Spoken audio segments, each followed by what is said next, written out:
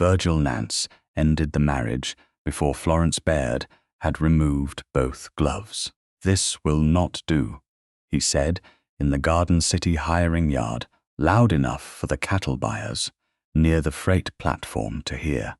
Florence stood beside the valise she had carried west. Dust still gathered along its brass corners. The morning train had left coal smoke over the tracks. Men moved around them with ropes, ledgers, and coffee tins, pretending not to listen. Virgil did not lower his voice. "Your letters said nothing about the scar." Florence finished, pulling the first glove from her right hand. "My letters," said Hotel Sable, burned. "They did not say what the fire left on your face." The scar ran from the edge of her left cheek toward her jaw, pale in some light and darker in heat. It had once drawn pity. She had learned to prefer open dislike. Pity asked for gratitude. "You knew I worked in the hotel kitchen," she said. "You knew I was there when it burned." Virgil adjusted one cuff as if the conversation were an inconvenience of travel. At 41, he dressed better than most range men and worked less dust into his clothes. He earned his living arranging cattle lots for buyers, speaking for ranchers who needed rail access, and taking a commission when the stock changed hands. A commission man cannot invite questions every time his wife enters a dining room. Then there was never going to be a marriage. His expression tightened. He had expected tears, bargaining, perhaps a promise that she would remain indoors. Florence pulled off the second glove. Her hands were steady. "You came 200 miles expecting me to take responsibility for what you failed to describe." "I came because your letters promised a capable woman. I am capable. That is part of the difficulty." A cattle buyer coughed into his fist to hide a laugh. Florence turned her head until the man found business elsewhere. Virgil lowered his voice only after the damage had been done. "People have seen the clipping. A wife who has worked for wages and carries that story behind her is not useful to me." "Useful." Florence placed both gloves atop the valise. "You wanted a wife who would keep rooms, receive your guests, and never possess a history they might ask about. I offered security. You offered an arrangement. You have withdrawn it." She lifted the valise handle. Virgil made no move to help. That was almost a kindness. Hester Mott had been waiting near the boarding house wagon, her bonnet tied tightly beneath her chin. She came forward with the careful concern of a woman already calculating expense. "Florence, the room I mentioned is still available." "At the agreed rate?" Hester hesitated. "Circumstances have changed. Travelers ask questions when scandal follows a guest." "The room did not become larger since yesterday." "No." "Then the price did not become higher by itself." Hester glanced at Virgil. His referrals filled several of her rooms during shipping season. The answer stood between them before she spoke. "I cannot risk my business." Florence felt the humiliation settle where anger could not reach it. She had crossed the country for a marriage that vanished at first sight, and now even a locked room cost more because another woman feared the man who had rejected her. "How long will you hold it?" Florence asked. "Until noon." "Then hold it until noon." Virgil turned toward the bonfires as though the matter were finished. One of them asked whether Sand Plum Ranch would make its direct cattle delivery.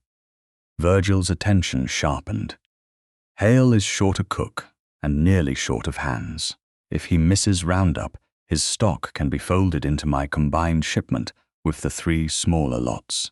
"At your commission?" Florence said. Virgil looked back at fair payment for solving a difficulty. The method was plain. Sand Plum's failure would earn him money. Florence did not yet know why that knowledge mattered.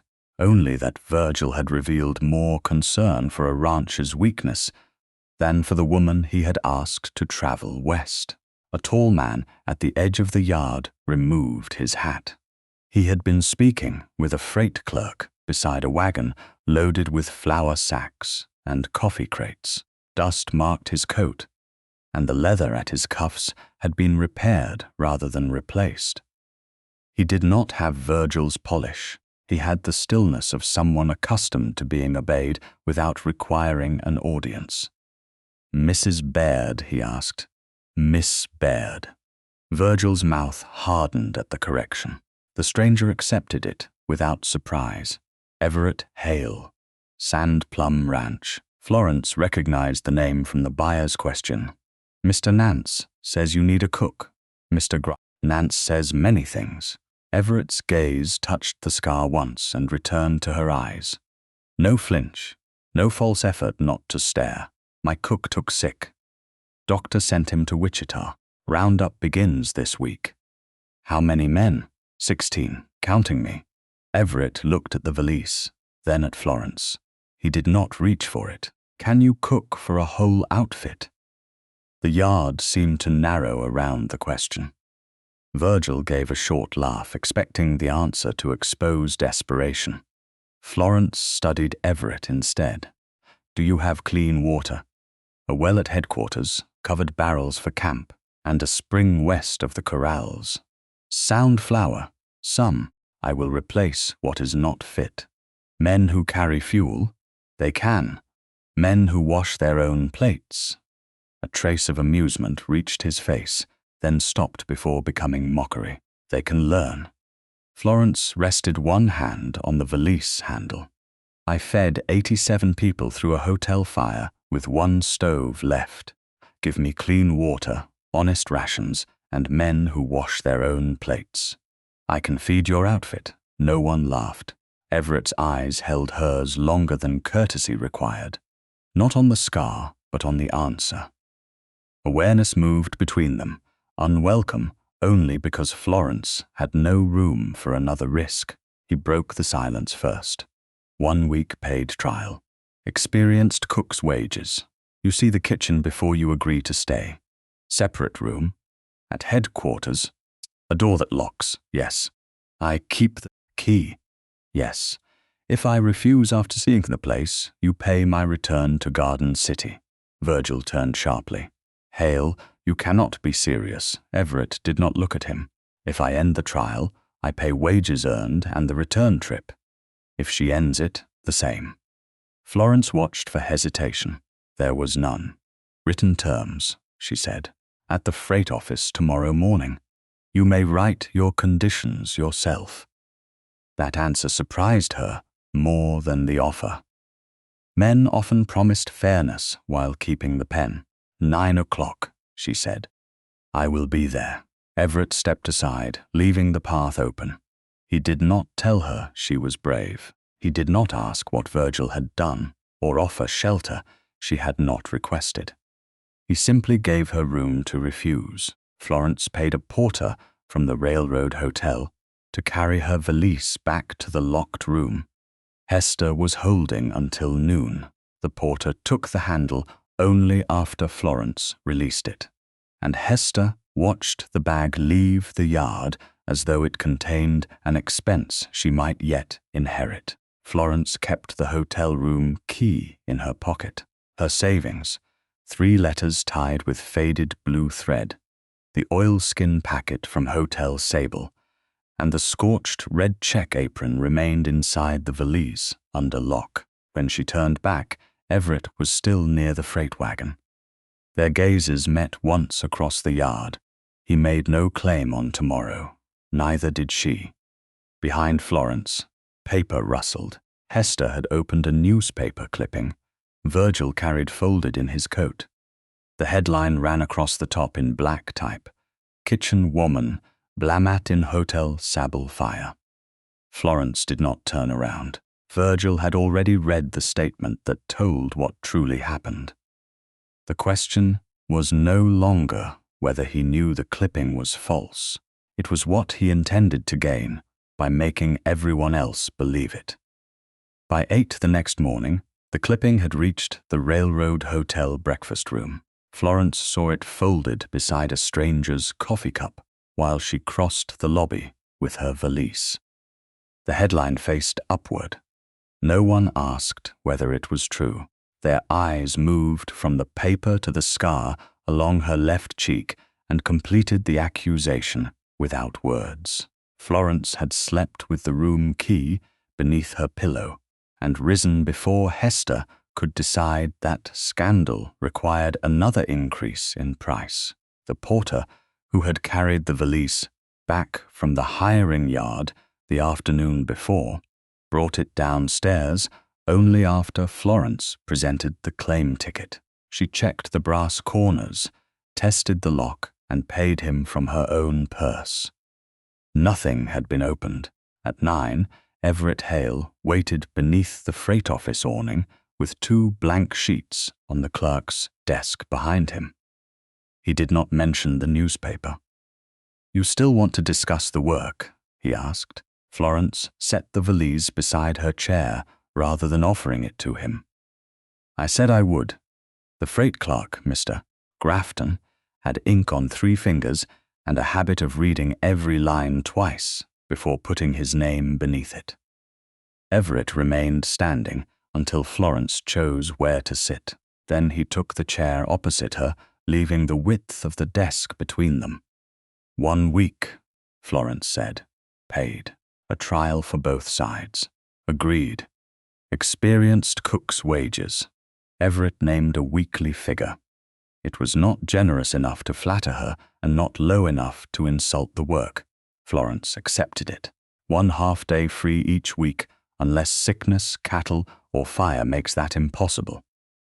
"If the time is lost, it is made up." Everett considered the clause. "Write it that way." Florence dipped the pen. She added that no meat, flour, or water judged unfit to serve would be used merely because it had already been purchased. Men assigned to carry water and fuel would take turns washing plates and pans. She would keep a daily store count and warn Everett before any staple fell below 3 days. Everett could question an expense. He could not compel her to serve spoiled provisions and later hold her responsible for the result. "You mean to command the kitchen," Mr. Grafton said. Florence did not lift her eyes from the page. A kitchen feeding 16 working men is already a command. Most people only notice when it fails. Everett's mouth moved as though amusement had reached him, but he did not turn her seriousness into a joke. "Separate room at headquarters," Florence continued. "A door that locks. 1 key kept by me. Yes, no man enters without permission unless the building is burning. Yes, if I see the kitchen and refuse the position, Plum pays my return to Garden City. Yes, if you end the trial, I receive all wages earned and the same return." Everett leaned over the second sheet without letting his sleeve cross into her space. "Add that if you end it, I pay. If you choose to end it, I still pay." Florence raised her head. "You would finance my refusal. I offered you a choice. It is not a choice if leaving makes you stranded." That answer did not erase the clipping in the hotel. It did not repair Virgil's rejection. It did make the road west less like a trap. Florence wrote the clause. Everett added that she would not direct cattle work, saddle crews, plowing, or fire line decisions. Those belonged to the foreman. Florence read the sentence twice. "Who is he?" "Ezekiel Larkin. Zeke. He has worked range fires longer than I have owned Plum. Then he decides where a break is cut and when grass is fired. Yes, I decide what water the kitchen and supply wagons require. Yes, if those needs conflict, you both tell me what each decision costs. I own the ranch. The loss is mine, Mr." Grafton glanced between them before sanding the ink. Florence signed both copies. Everett signed beneath her. Mr. Grafton added his witness mark and date, May 4th, 1888. Only when the papers were complete did Everett ask, "Do you need help with the valise?" No. He accepted the answer without reaching. Florence opened the case herself to place her copy inside. The scorched red check apron lay folded on top, one corner curled dark from old heat. Beneath it rested 3 personal letters tied with faded blue thread. Under those, wrapped in oilskin and bound by the same thread, was the hotel sable packet, an attested copy of the night log, the manager's signed statement, and a deputy's memorandum taken after the fire. Florence lifted the letters only far enough to slide the employment agreement beneath them. Everett saw the oilskin and the faded thread. He did not ask what they contained. "You said yesterday that you fed people through the hotel fire," he said after she locked the case. "And you said you worked railroad camps. 2 dry seasons with grading crews, 1886 and 87. What did they teach you? That dust spoils flour before men notice, that every water barrel needs a cover, that tired workers drink from whatever stands nearest, clean or not, that cooking fires require bare earth around them, that wagons need a road out before smoke makes every direction look wrong. Did you fight prairie fire? I helped move 2 camps away from one." Florence fastened the valise straps. The grading foreman chose the line and the men who plowed it. "I counted workers, loaded water, moved food, and kept the wagons from blocking one another. I have never chosen where to set a range burn, and I have never lit one." Everett held her gaze. "You know the edge of your knowledge. A person who does not know the edge is dangerous. That will do." They left Garden City shortly after 9 in a ranch wagon loaded with flour, coffee, lamp oil, salt, dried fruit, harness leather, and 2 covered tins of medicine. The 24 miles southwest consumed most of the day. Railroad noise faded behind them. Wheel rims struck hardened ruts, meadowlarks lifted from the pale grass, and a warm south wind dragged dust low across the road. The country should have carried more spring green. Instead, dry blades bent around old buffalo grass clumps, and the earth showed through in widening patches. Everett did not fill the miles with questions. He pointed out the Arkansas River course to the north, a distant windmill belonging to another spread, and the wagon trail commission men used toward the stockyards. Near midday, they stopped beside a shallow draw to water the team. Florence ate bread and cheese purchased at the hotel. Everett took his portion on the opposite side of the wagon tongue. "Mr. Dwyer," she said, "your cook, fever and a bad cough. Doctor sent him to his sister in Wichita. Did he warn you before he stopped?" Everett folded the cloth around his remaining bread more than once. "And I asked him to hold until roundup." No excuse followed. Florence watched the horses drink. "Did he?" he tried. "Then do not ask endurance to do the work of planning with me. I do not intend to. Intentions are inexpensive before they are tested." Everett nodded once. "Then judge me when the price is higher." By mid-afternoon, Sand Plum Ranch appeared beyond a low rise. A plain house, barn, corrals, bunkhouse, cookhouse, and several sheds arranged around a hard-packed yard. Nothing suggested secret wealth. Fence posts leaned where winter had loosened them. One barn door hung lower than the other. A windmill turned above a water tank, and covered barrels stood against the cookhouse wall. Beyond the western fence, a blackened strip scarred the grass. Florence smelled old ash before the wagon stopped. A gray-bearded man came from the corral carrying a coil of rope. "Zeke Larkin," Everett said. "Foreman." Zeke looked first at Florence, then at the valise she lifted down herself. "You the new cook?" "Trial. Cook, Florence Baird. Written trial. Everett added. Miss Baird commands the kitchen and stores under the terms. You keep cattle, riders, plow crews, and firework. Zeke's eyebrows rose. Written, is it? 2 copies? Florence said. Then we know where the argument begins. Show me the kitchen. The cookhouse contained an iron stove, a scarred worktable, hooks of blackened utensils, and flour sacks set directly on the floor. The water bucket stood empty. Grease filmed a pan beside the stove. A chalk count on the pantry door listed coffee, beans, salt pork, and dried apples, but no date showed when the figures had been written. Florence opened the nearest flour sack. Mouse droppings lined one corner. This is spoiled. Zeke leaned against the doorway. Top half looks sound. Florence offered him the sack. Then you may eat the top half. He straightened. Florence turned to Everett. Replace it, or the trial ends before supper. Everett examined the sack, carried it outside, and set it beside the refuse barrel. Zeke, bring another from the supply shed. Put boards beneath every sack before dark. Zeke studied him, then Florence. All right. Florence checked the stove drawer, the well water, the crockery, and the pantry shelves. 2 sound kettles, 1 cracked crock, beans enough for days, salt pork lower than the chalk count claimed. I will stay the week, she said. Everett did not step closer in relief. Your room is in the house, east side.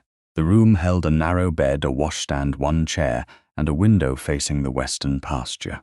Clean, plain, private. Everett placed a brass key on his open palm. Only 1. Florence reached for it. Their fingertips touched across the metal. The contact lasted no longer than the key passing into her hand, yet the warmth of his skin remained after he withdrew. He stepped into the hall and left the doorway clear.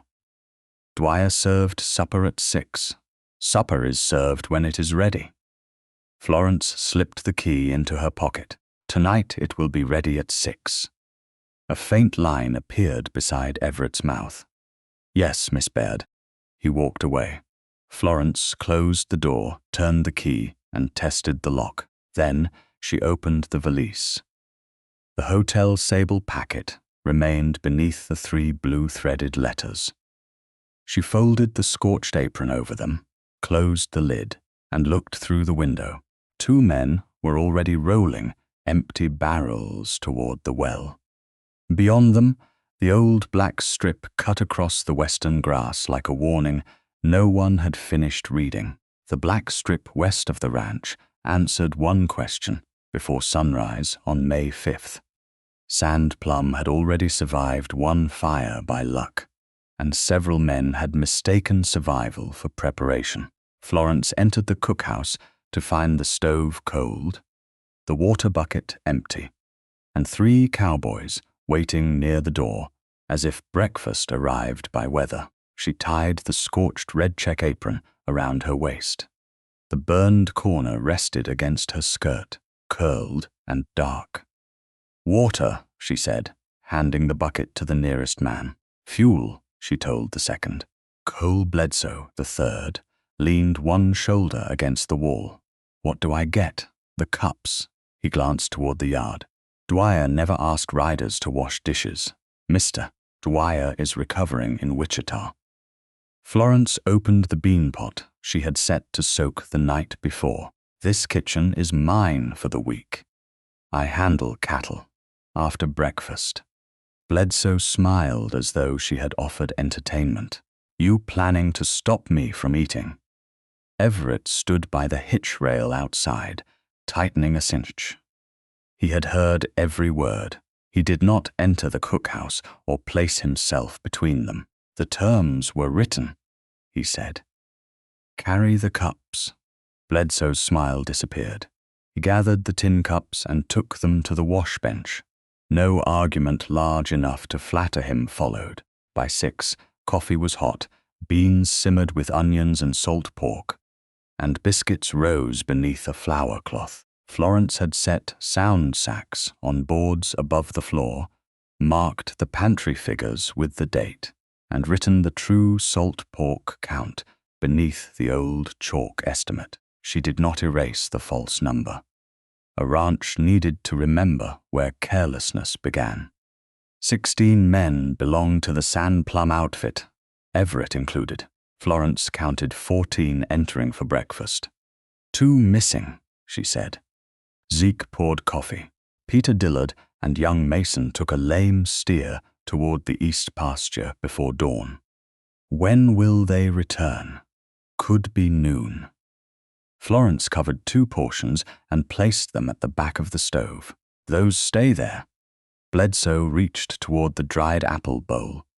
Florence moved it beyond him. Supper. 1 piece won't ruin supper. 1 from every man empties the bowl. He took 1 anyway. Florence lifted his plate from the table. The scrape of tin against wood brought every conversation to an end. "What are you doing?" Bledsoe asked. "Keeping you from eating food prepared under authority you do not recognize." Color rose into his face. It was an apple. It was an instruction. He looked toward Everett. Everett sat at the end of the table with his coffee untouched. "You may read the agreement in the office," he said. "Until then, Miss Baird's stores are not yours to take." Bledsoe muttered something Florence chose not to hear. "Wash the breakfast pans," she said, "and I will serve you." He stared long enough to make the choice visible. Then he carried the pans outside. Florence served him after the work was done. No man touched the dried apples before supper. The next morning, the bucket stood full when she arrived. On the 3rd, 2 men brought wood before she assigned them. Florence did not mistake compliance for respect. Respect took longer. Still, a useful habit could begin before a generous feeling. She reorganized the kitchen around the work ahead. Coffee tins remained far from lamp oil. Flour counts were dated at dusk. Late rider portions were covered before the first plate left the stove. Each man's wash duty appeared on the pantry door beside the food ledger, where no one could claim surprise. Everett questioned the amount of coffee she reserved for camp. Florence showed him the arithmetic. He checked it, nodded, and paid for another sack without pretending the idea had been his. By May 7th, the outfit had stopped asking whether Florence could feed 16 men. The question had become whether they could keep pace with her system. She prepared beef hash with onions, beans cooked down with salt pork, biscuits, stewed apples, and coffee. The meal was plain, durable, and timed for men who might have to ride after dark. 14 men washed and took seats. Florence counted again. Dillard and Mason? Zeke looked toward the eastern trail. Still out. Then we wait. Bledsoe lifted his fork. Their plates are covered. They worked while the rest of you came in. Florence set the covered portions near the stove. 5 minutes will not injure anyone. Everett sat near the end of the table. He left his fork beside his plate. Zeke did the same. One by one, the other men followed. Dillard and Mason entered several minutes later, dusty and surprised to find every plate untouched. Mason's sleeve had torn at the elbow. Dillard carried a rope burn across one knuckle. Florence pointed toward the wash barrel. Hands first. They washed, sat, and received hot portions rather than scraps. Only then did Florence serve herself. She did not remain standing beside the stove in case a man wanted more. She sat while her own food was warm. Everett waited until she took the first bite before lifting his fork. No announcement marked the gesture. That made it harder to dismiss. Conversation returned in pieces. The lame steer, a loose corral board, the west pasture grass drying too early. When men asked for seconds, they passed the serving dish back to Florence before helping themselves. By the end of supper, nothing remained except 2 biscuits and a spoonful of beans. Everett set down his cup. We move the working camp west tomorrow. Before we do, authority needs naming. Florence remained seated. He did not summon her to the front of the room. Miss Baird is outfit cook and camp commissary chief during the trial. Food stores, kitchen water, cooking fuel, washing rotation, and loading the chuck wagon answer to her. Bledsoe shifted on the bench. Everett continued. Zeke commands cattle, riders, plow crews, and range fire work.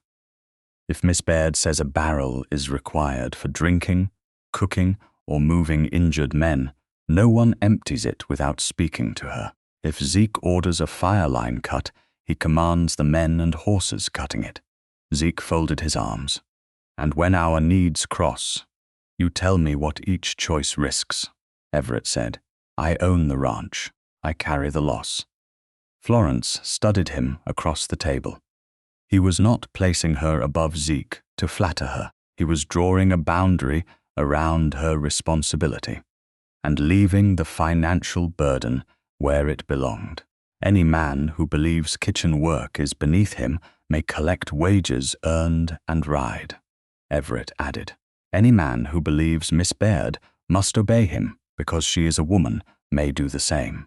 No one stood. Bledsoe rubbed a thumb across his clean cup. What if she is unfair? Bring me facts, Everett said.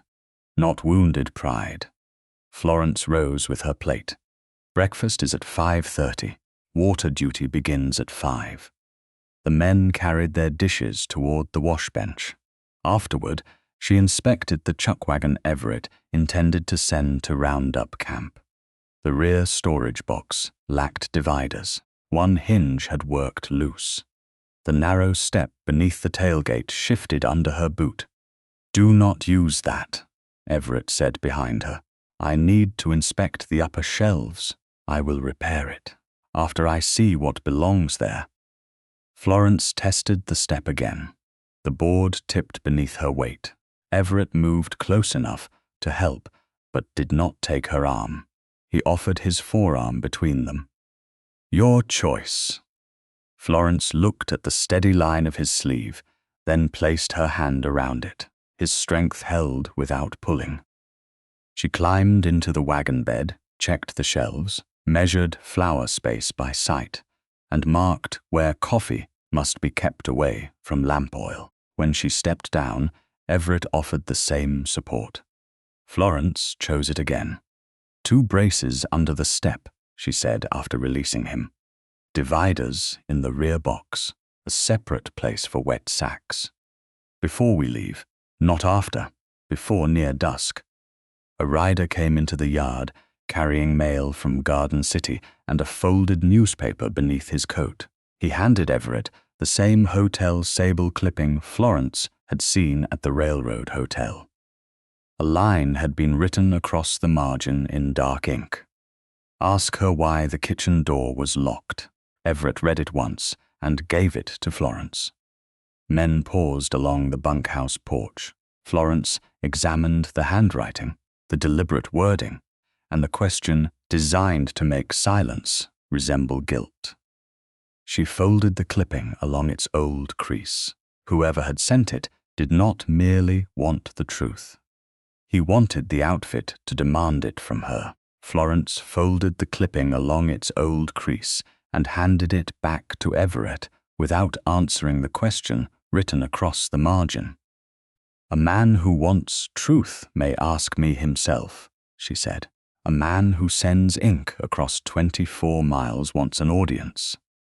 Everett held the paper between 2 fingers. The men watching from the bunkhouse porch received no confession, no denial, and no spectacle.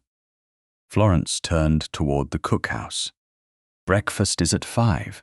The roundup wagon leaves after. On the morning of May 8th, Sand Plum moved its working camp 11 miles west of headquarters. Zeke led the riders and Remuda. Everett drove the supply wagon. Florence rode on the chuck wagon seat, with the scorched red check apron folded across her lap, and the pantry ledger inside her reticule. Her locked valise remained in her room, at headquarters with the hotel sable packet and 3 letters tied in faded blue thread.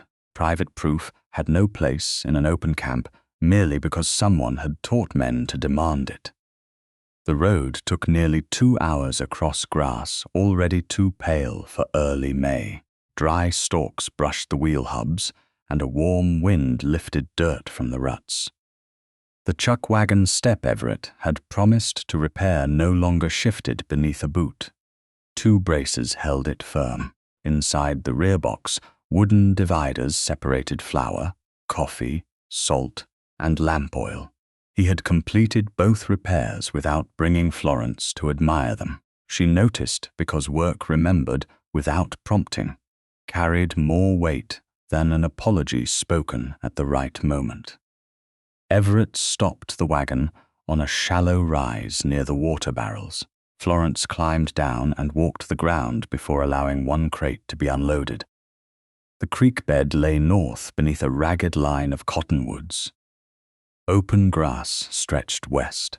A wagon road entered from the south and narrowed where the picket line had been planned. "The chuck wagon moves east," she said. Zeke came to stand beside her. "That puts it farther from the trees and leaves the southern road open. If smoke comes from the west, frightened men will drive horses, cattle, and wagons toward the same gap unless there are 2 clear lanes." Zeke crouched and crumbled soil between his fingers. "Ground is hard. I want the plow line north of camp, deep enough to stop grass fire if the wind stays west. You decide the line. I need bare earth around the cook fire and room behind the wagon for food, water, and injured men." He traced an arc in the dirt with 1 finger. "North line is mine. South lane is yours." Agreed. Everett waited until both had finished. "Set it that way." Men moved the chuck wagon east. Zeke directed the plow team. Florence placed the barrels where canvas, loose rope, and picketed horses could not block them. She marked 1 barrel for cooking and drinking, another for reserve, and ordered both covered. By noon, the camp had shape instead of clutter. After the meal, Florence found Everett inspecting the southern lane. He had already ordered the picket line moved 6 yards before she could ask. "Walk it with me," she said. He matched her pace without drawing close enough to crowd her.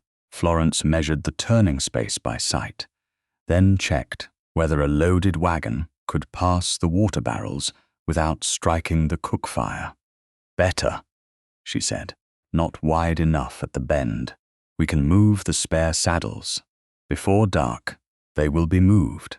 They walked several more yards. Their sleeves came near when the road narrowed, but neither touched. Florence looked ahead. "Dwyer warned you before he failed." "Yes, and you asked him to hold through roundup." "I did. A ranch.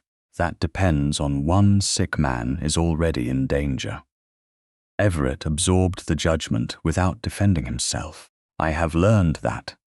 Learning is proved when the next cost arrives." "I remember."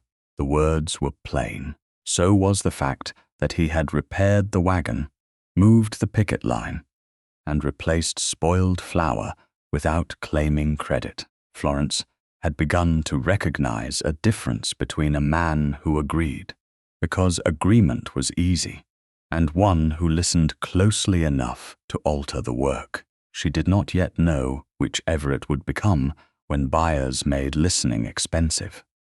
A light ranch wagon reached camp the next morning. Nora Pike sat beside the driver with a canvas bundle at her feet. Hester Mott occupied the rear bench beneath a traveling bonnet, her posture stiff from the road. She had brought Nora from Garden City to Sand Plum headquarters the previous afternoon, slept there, and ridden west after breakfast. "Nora has worked in my laundry nearly 2 years, Hester said. "She is reliable when supervised." Nora's hands were reddened by soap. She looked toward Hester before answering Florence's questions. "Can you read figures?" Florence asked. enough to keep a wash list. Can you count portions? I can learn. Do you want kitchen work? Nora glanced at Hester again. Florence waited until the younger woman returned her attention. Yes, Nora said. I want wages paid to me. Florence showed her the apprentice terms written beneath the camp allowance. Direct daily wages, meals, 1/2 day of rest when work permitted, no night, labor after supper except sickness or fire, and no debt transferred from Hester's boarding house. You sleep in the women's tent beside mine, Florence said. You answer to me in the kitchen. Zeke directs you only when riders, fire, or evacuation require it. Hester read the paper. Virgil sends commercial travelers and buyers to my rooms. I cannot have my name tied to a disorderly camp. Then inspect the order here and sign only what you witness. Virgil may object. Your business arrangement with him is not Nora's employment. Hester's fingers tightened on the page. His referrals fill 6 rooms during shipping weeks. Nora stood very still. Florence heard the fear beneath the arithmetic. Then your silence has a price, she said. That does not make Nora responsible for paying it. Hester signed as witness, not employer. She returned to headquarters in the supply wagon that afternoon and would begin the long trip to Garden City at first light. Nora remained. Florence started with counts rather than recipes. 14 men in camp, while 2 rode the outer pasture. 3 buckets needed for supper, 1 reserve left untouched, flour raised from the ground, barrels covered after every dipper. By evening, Nora had stopped watching the road, as though Hester might return and reclaim her. Virgil arrived on May 10th with buyers Phelps and Corwin, 3 riders, and a broad man in a white shirt whose boots had not touched camp dust. Mr. Sutter, Virgil announced, cooked for trail outfits, ready to begin tomorrow. Everett came from the remuda with Zeke beside him. The position is filled. Virgil glanced at Florence's apron. The position is under trial. Buyers prefer fewer uncertainties. Phelps closed the notebook he carried. Our inspection camp is 3 miles south. Plum keeps its direct lot if Hale reaches the agreed cattle count and delivery date. If he does not, Virgil said, his cattle can be folded into my combined shipment with 3 smaller ranchers. At your commission, Everett replied, at payment for solving another man's failure. Florence understood the arrangement more clearly now. Virgil did not merely expect Plum to stumble. He had built profit around the stumble. Sutter was not a cook he happened to know. He was pressure given a clean shirt. Virgil dismounted and drew the hotel sable clipping from his coat. There is also the matter of safety. The hotel record mentions a twice-reported latch, yet Miss Baird kept using the rear door. Florence felt the phrase settle with greater force than the printed accusation. Twice reported. Those words appeared in the manager's signed statement inside her locked valise. They had never appeared in the newspaper. Where did you read that? She asked. Virgil's eyes moved toward the buyers before returning to her. Responsible men make inquiries. You made yours before I came west. I was considering marriage, and the answer did not suit the story you preferred. Corwin watched Virgil more closely. Do you have the record, Miss Baird? I have private papers at Plum headquarters.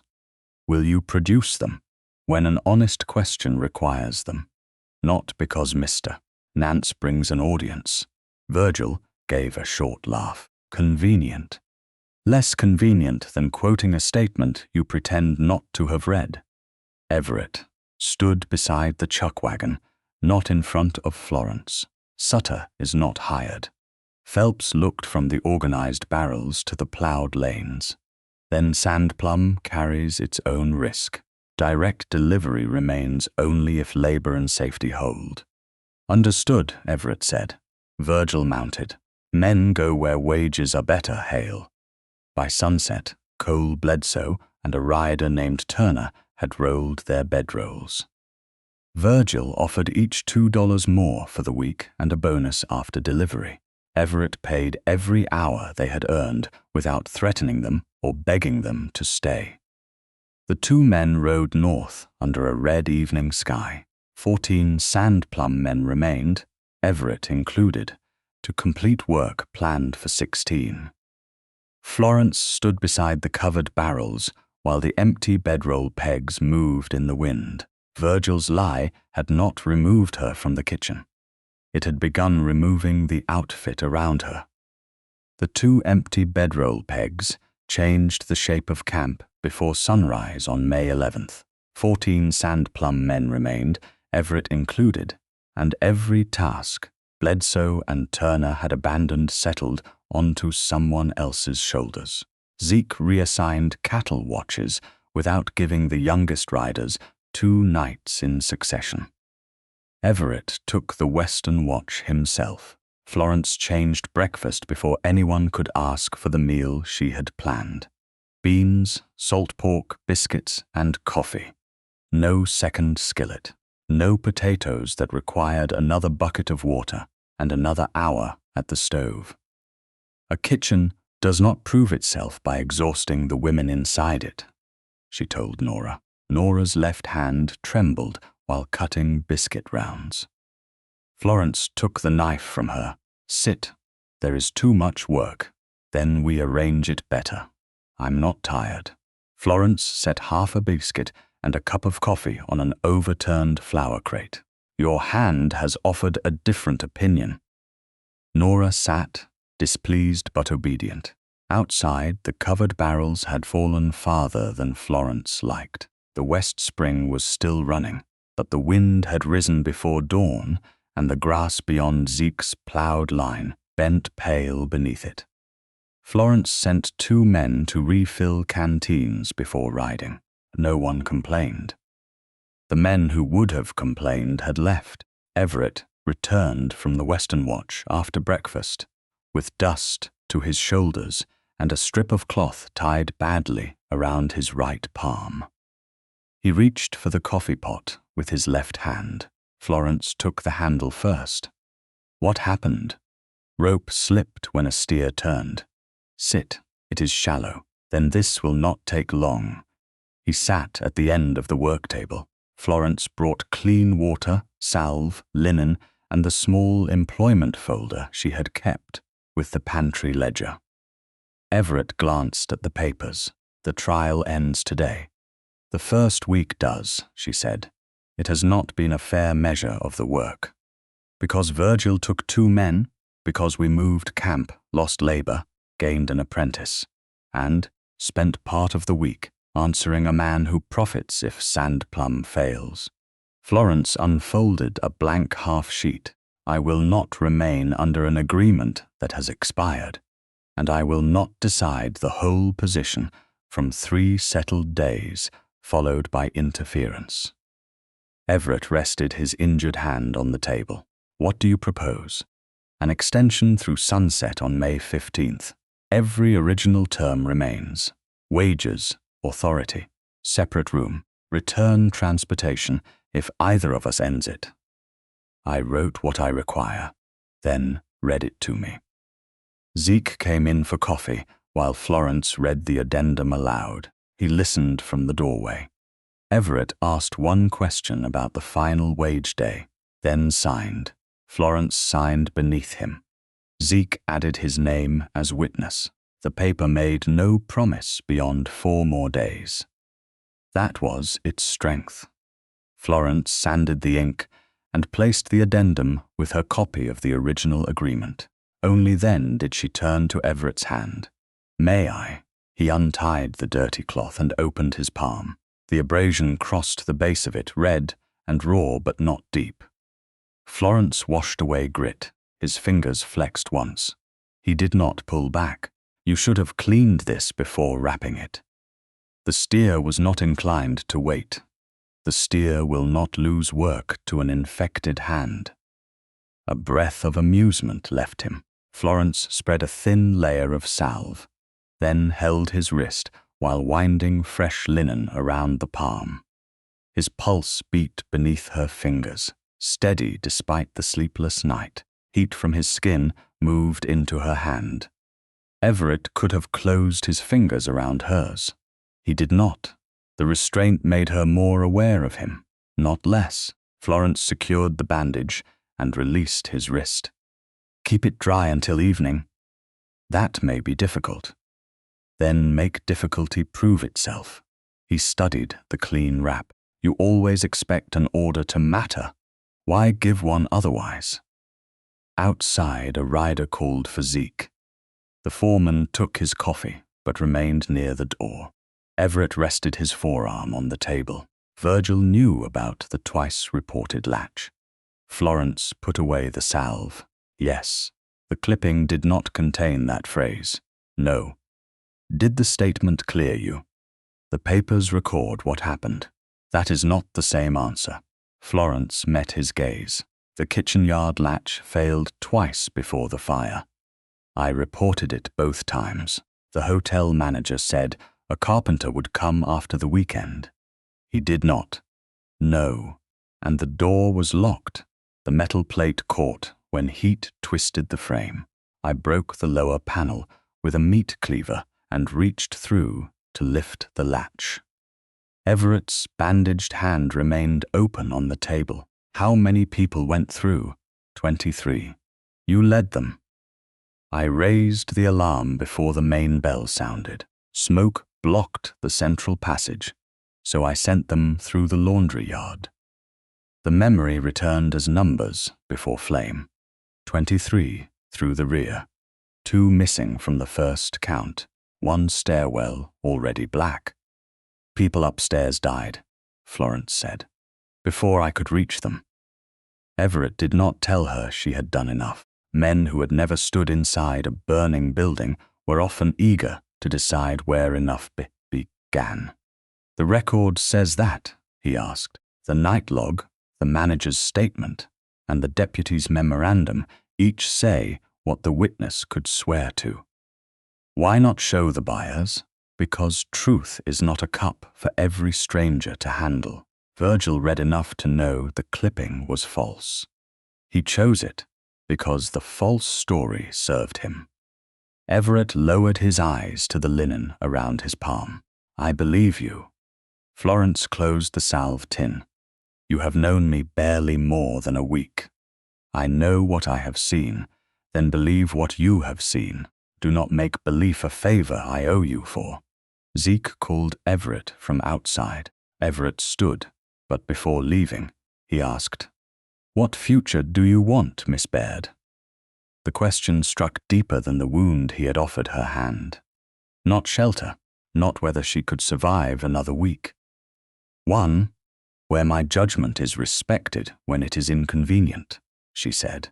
If a ranch wants my skill only while no man objects, it does not want my skill. Everett's attention remained on her. I understand. Understanding is easiest before it costs anything. You told me that on the road. I remember.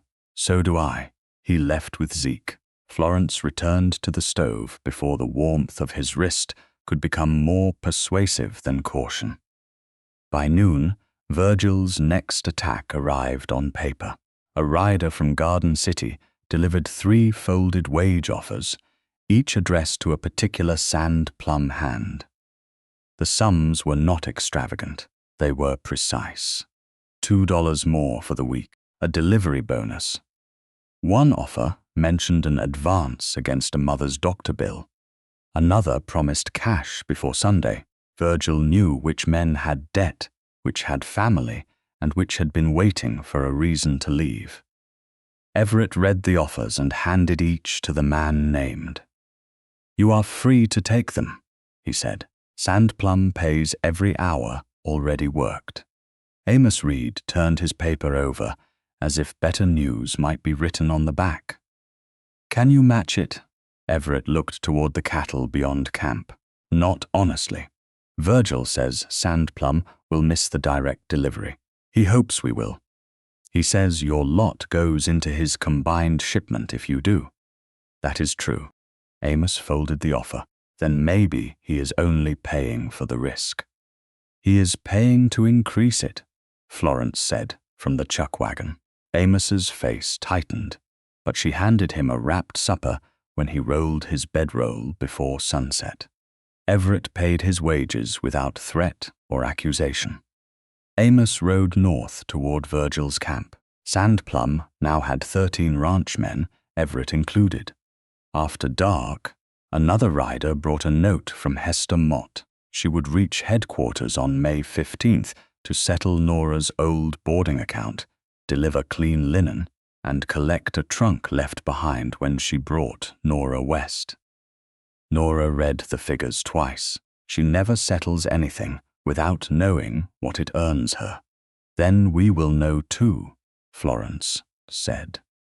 Beneath Hester's note lay a copied telegram from the Garden City office. Everett unfolded it near the chuck wagon lantern. Zeke read over his shoulder and went still. Florence saw Everett's signature before he could lower the page. The message was dated 2 days earlier and addressed to Mr. Sutter. State required wage for immediate camp duty. Buyers request a man with final authority over kitchen and fire safety. Everett did not deny the words. Florence stood across the table from him, while 13 exhausted ranchmen prepared for another shortened day, and dry wind moved through the grass. He had defended her in front of Virgil. He had signed the extension that morning. He had let her write every protection in her own hand, and before the ink dried, he had already asked what it would cost to place a man above her. Everett left the telegram open beneath the chuck wagon lantern. His signature remained visible at the bottom. Plain enough that denial would have been another insult. Florence stood across the table while 13 Sand Plum men prepared for a day already carrying the work of 16. Wind moved through the dry grass beyond camp. Nora waited beside the flower box. Zeke remained near the wagon tongue, his hat held low against one thigh. "What authority did you offer, Mr. Sutter?" Florence asked. Everett's bandaged right palm rested against the table edge. "I asked what wages he required. That is not what I asked." He did not reach for the telegram. The buyers wanted one man answerable for camp safety. You already have a foreman answerable for fire lines, riders, and plow crews. Florence turned to Zeke. "Have I interfered with your work?" "No." "Have you needed command of my kitchen barrels to cut a break?" "No." Zeke's answer came without hesitation. "I need men who follow my signals, horses fit to work, and plows where I put them. Her water and wagon road are her business unless we agree otherwise." Everett looked toward the western pasture, where dust rose above cattle being gathered. "Phelps wants one name. One-man buyers can hold responsible if the camp fails. Responsible after he has power over decisions he does not understand," Florence said. "Did you mean to dismiss me?" "No." "Then you meant to keep my labor?" Everett's jaw tightened. "Yes, and place my judgment beneath Sutter's." "I thought he could answer the buyers while you continued meals and stores." "Under whose permission?" "Not his permission." "If he moved a kitchen barrel to a plow crew whose decision would stand?" Everett did not answer at once. The delay was answer enough. "His," he said, "if he believed fire required it. If he blocked the south wagon lane, he would answer to me. Afterward." Florence touched the copied telegram with one finger. After food was wet, wagons trapped, or injured men carried through horses because someone wanted one name instead of 3 competent people. Everett drew a breath. "I sent the inquiry before I understood how much of camp safety passed through the commissary." "You understood enough to sign the original agreement. You understood enough to sign the extension yesterday." Nora's eyes dropped to the table. Florence heard the hurt in her own voice and refused to soften the fact beneath it. "You knew what I feared," she said. "Then buyer pressure arrived, and you prepared to do it anyway." Zeke shifted closer. "Everett, I can command a fire line without commanding her kitchen. The buyers may not accept that division." "Then let them dislike it," Zeke said. "They do not stand in smoke with us." Everett rubbed the heel of his left hand against his belt. Sandplum's direct price, winter hay, wages, and the 3 smaller lots Virgil wanted to control all sat behind his next words. Florence could see the fear. She could not carry it for him. "Until inspection is finished," Everett said. "Zeke has final authority over all camp safety." Zeke stared at him. "I do not want that order. It is temporary. Temporary confusion can kill a man as well as permanent confusion." Everett did not withdraw it. Florence felt no surprise now, only the clean recognition of a boundary crossed by someone who had listened closely enough to know where it lay. "Nora," she said, "bring the beef from the cooling box." Everett looked at her. "We are not finished. The outfit is waiting to eat." Florence folded the telegram and placed it beside him. "We will finish after supper." She cooked without making the 13 men pay for their owner's choice. Beef and onions browned in the broad skillet. Beans warmed beside them. Nora cut biscuits, while Florence counted 13 ranch portions, then 2 smaller plates for herself and Nora. Zeke brought a water bucket to the cook fire and stopped outside the bare earth ring. "Your authority begins now," Florence said. "Do you order the barrel moved?" His mouth tightened. "No." "Then set the bucket down and leave the barrel where it stands." He obeyed. Everett ate at the end of the table.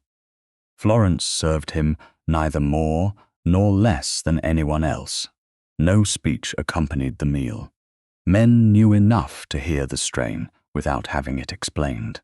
When supper ended, they carried plates to the wash bench.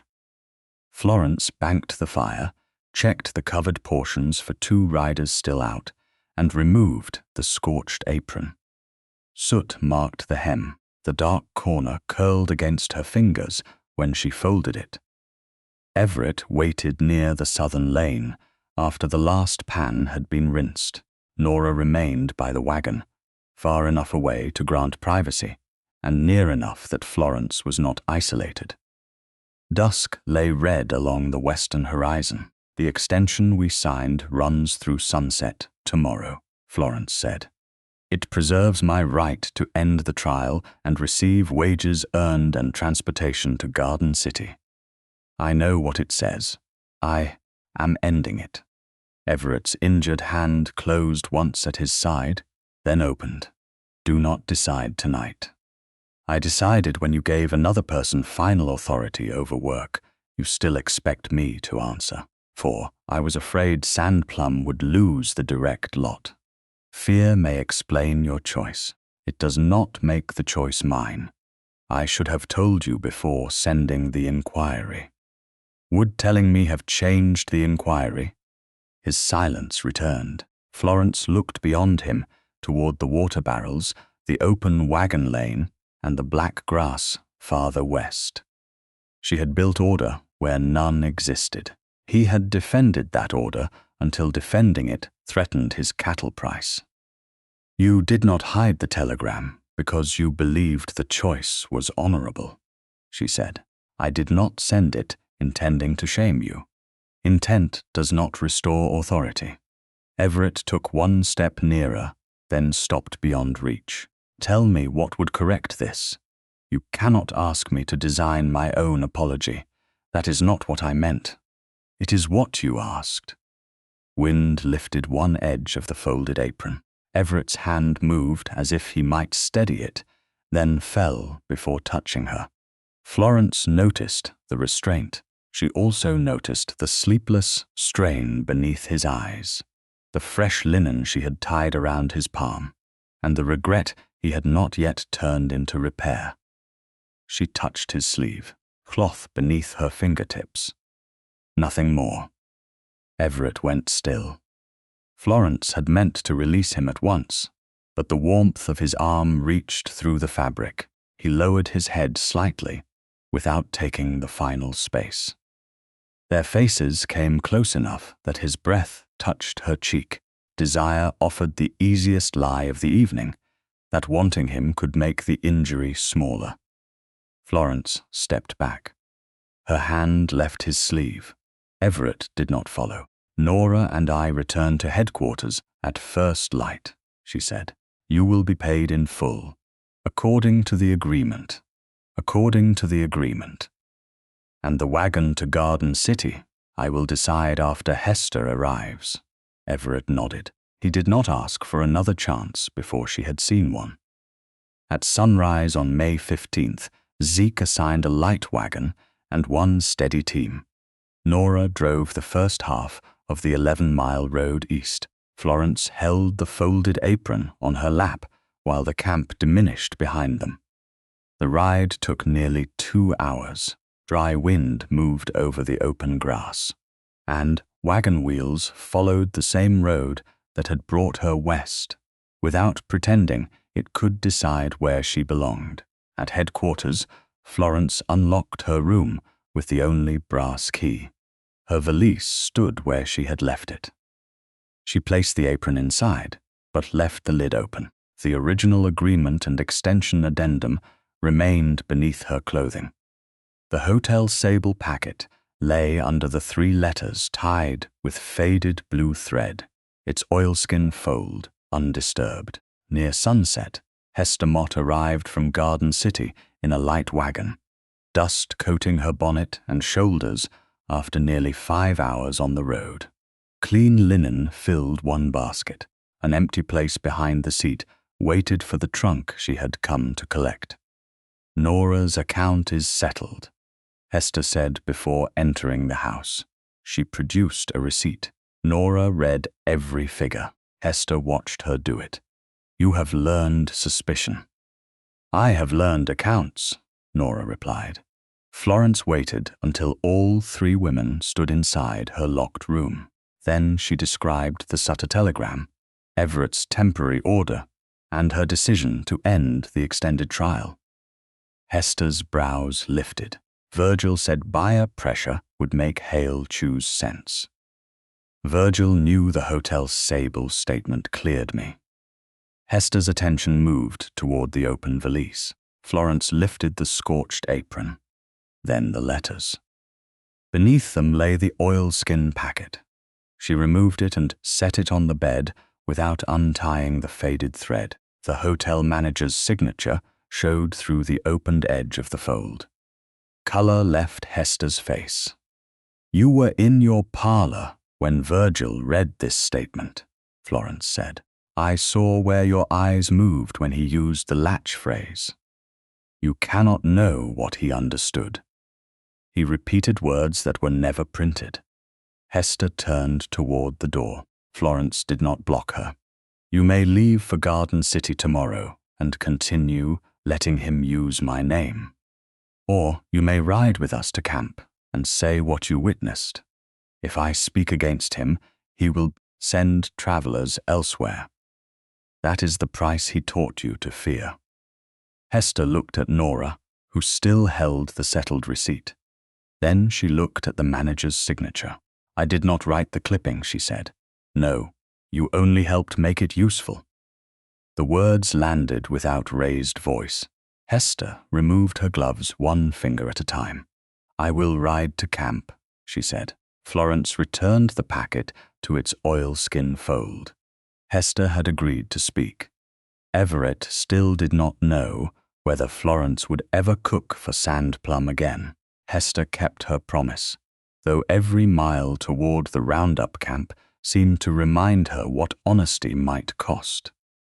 They left Sand Plum headquarters shortly after sunrise on May 16th. Nora drove the ranch wagon. Florence sat beside her with the leather portfolio across her lap. The attested hotel's sable record packet secured inside its oilskin fold. Hester occupied the rear bench beneath a traveling shawl, despite the warming air. No one spoke during the first mile. The south wind pushed dust behind them, and the 11-mile road west crossed open grass that offered no shelter from consequence. Virgil sends 6 or 7 paying travelers to my rooms during shipping season, Hester said at last. Clerks, buyers, men who want clean sheets instead of a bunkhouse. Florence kept one hand over the portfolio. I know. If he sends them elsewhere, Nora's settled account will not be the only sum I lose. Nora did not turn from the team. My account is no longer yours to count. Hester's mouth tightened. No. Florence looked back at her.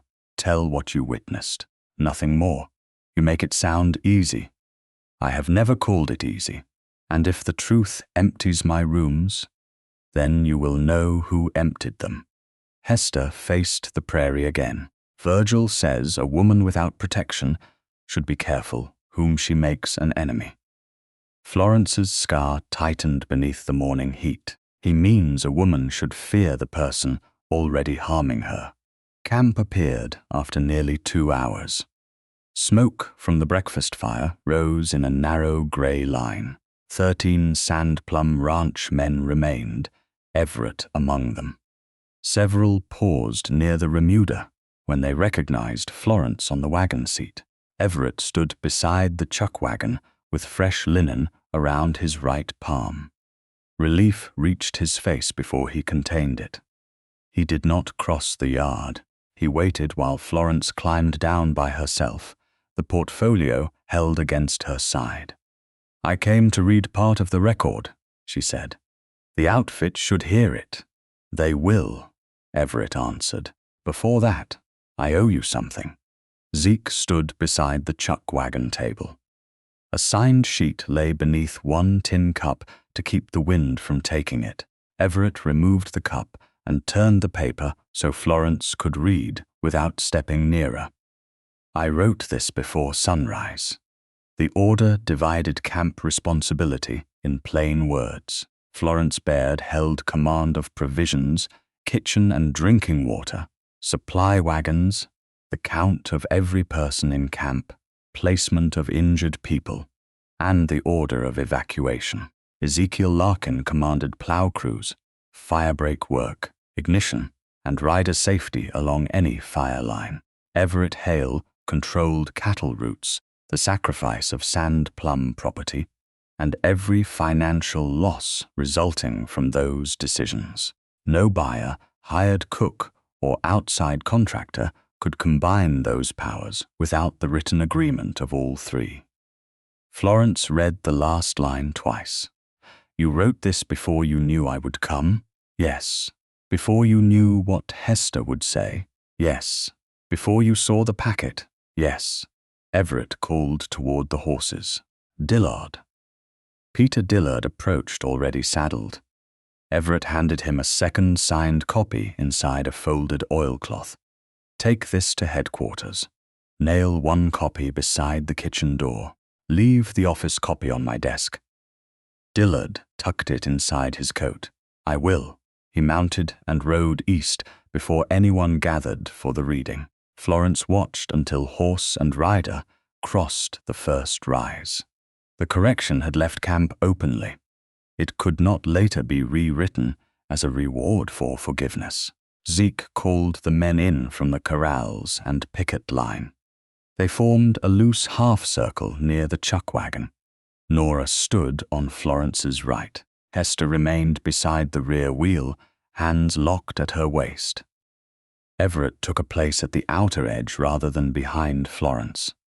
Deliberate distance. Florence opened the portfolio and removed the oilskin fold. The faded blue thread held the three papers together. These records concern Hotel Sable in the summer of 1885, she said. They are not a court judgment. They are an attested copy of the night log, the manager's signed statement, and a deputy's memorandum taken after the fire. I will read only what answers the accusation Mr. Nance has used. She unfolded the night log copy against the portfolio. At 11:20 in the evening, smoke was observed above the rear stairwell, alarm raised by kitchen worker Florence Baird before the main bell sounded. No one moved. Florence turned to the manager's statement. The kitchen yard latch had been reported faulty on 2 prior dates. Repair had not been completed. Then the deputy's memorandum. No witness accused Florence Baird of locking the door or delaying the evacuation. She stopped there. The rest belonged to names, losses, and families who had not consented to become camp argument. Zeke removed his hat. The newspaper said the kitchen door was locked. The plate caught when heat twisted the frame, Florence said.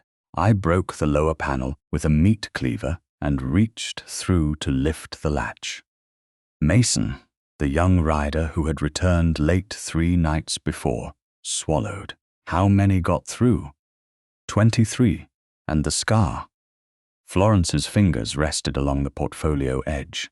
She could have refused. Instead, she chose the part that mattered. A dishwasher named Elsie Ward was missing from the first count. I went back toward the scullery passage. She had fallen where smoke covered the floor. Did she live? Yes. The answer brought no triumph. Others did not. The camp received the words without offering her the easy comfort of men who had never counted the missing. Florence refolded the memorandum and turned toward Hester. Mrs. Mott, did Virgil Nance receive the hotel manager's statement before I reached Garden City? Hester's gloves creaked beneath her grip. Yes. Where did he read it? In my front parlor. Were you present? I brought the envelope from the hall table. Did he read the passage about the twice reported latch? Hester closed her eyes briefly. Yes. A murmur passed through the men. Florence waited until it died. Did he know no witness accused me of locking the door? Yes. Then why did he use the clipping? Hester looked toward the road as if Virgil might appear and supply an answer. He said, buyers remember scandal longer than corrections. He said a commission man could not afford a wife whose face made men ask questions. The words struck Florence with less surprise than weariness. And you let him display the clipping in your boarding house. His referrals kept my rooms filled. Nora's chin rose. You raised Florence's rate after he abandoned her. Hester's face tightened. Yes, because you thought she had nowhere else. Yes, that second admission cost more. Florence felt the old humiliation return. The hiring yard, strangers listening, Hester calculating a higher price while Virgil adjusted his cuff. She closed the portfolio before pain could turn into performance. Thank you for telling the truth, she said. It does not make the choice harmless. I know. Hester did not ask forgiveness. Everett stepped forward only after Florence secured the packet. He stopped well beyond reach and addressed the crew. Miss Baird held authority over the kitchen and commissary under my signed word. I took part of that authority because buyers wanted one man's name. I knew the work had been divided for a reason. I was afraid Sand Plum would lose its direct cattle price, and I chose fear over the arrangement I had promised. No one interrupted him. The order Dillard carries corrects that mistake, whether Miss Baird remains or not. Zeke put his hat against his chest. I argued against the order, but I accepted it for one night. I should have refused command I could not rightly use. Florence met his scath. Then do not accept it next time. I will not. Everett looked toward her without asking her to rescue him from the public admission. The position is yours if you still want it. Florence held the portfolio against her side. That is not why I came. I know. The record corrects Virgil's lie. It does not correct your decision. No, and the new order does not require me to stay. No. His answers did not press. That made them harder to dismiss. Florence turned to the gathered men. Nora and I are returning to headquarters. We will decide tomorrow whether we go to Garden City.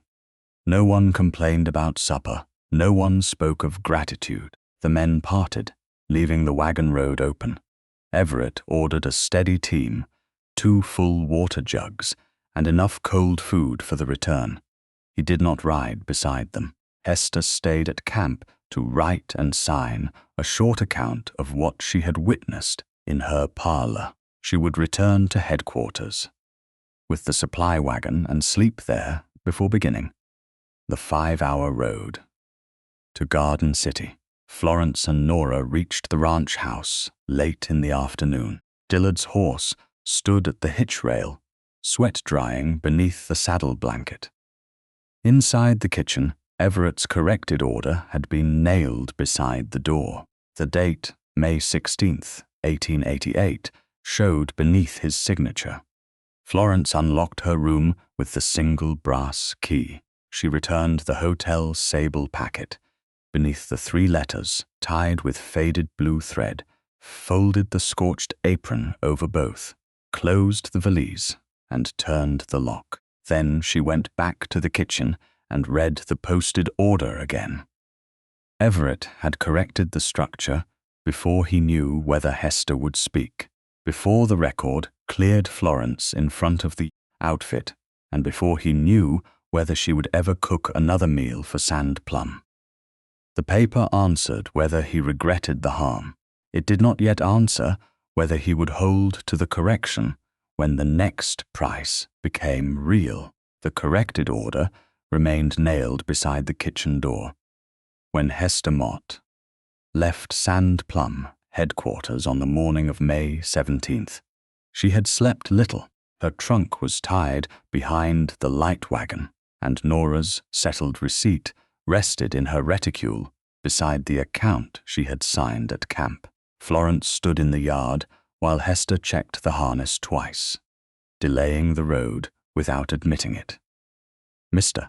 Tolliver at the railroad hotel needs someone to manage his kitchen, Hester said at last. He asked whether I knew a woman who could keep stores, direct hired help, and stand her ground with suppliers. Florence held the single brass key to her room in one gloved hand. What did you tell him? That I knew one who would demand written terms. And? He said written terms might improve the place. Hester tightened the reins, then looked toward the ranch house rather than at Florence. Do not mistake information for kindness. I do not. Virgil will hear what I said at camp. Yes, he may send every traveler elsewhere. Florence glanced at the trunk, the wagon, and the 5-hour road waiting beyond the eastern rise. Then you will learn whether your rooms depended on good service or one man's permission.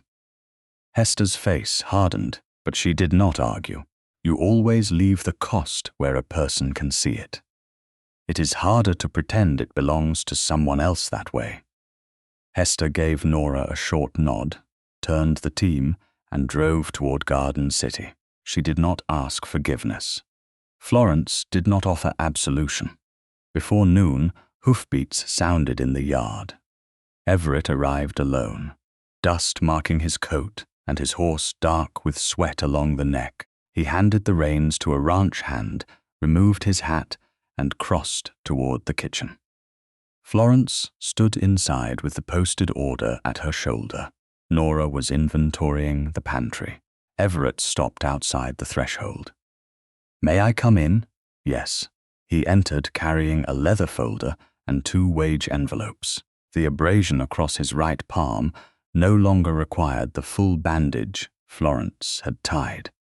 A narrow strip of clean linen protected the rawest place. He set the folder and envelopes on the work table, then moved back far enough that Florence could examine them without his body controlling the space. Your full trial wages, he said. Through yesterday, according to the extension. Florence opened the first envelope and counted the money. This includes May 15th. Yes, I ended the trial before sunset. You worked breakfast, packed camp stores, and traveled under Sand Plum's agreement. The day is paid. Nora opened the second envelope. Her brows rose. This is more than the amount written for kitchen help. It includes apprentice wages from the day you began keeping counts. You did not agree to an apprentice rate. I accepted apprentice work without naming it.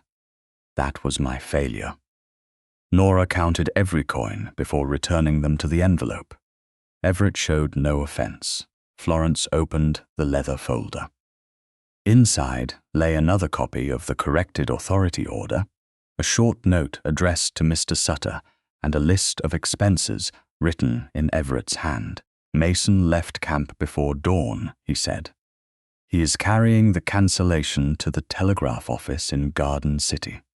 I do not know whether Sutter has started west. If he has, Sand Plum will pay his travel and send him back. Florence read the note. It did not blame the buyers, Zeke or Florence.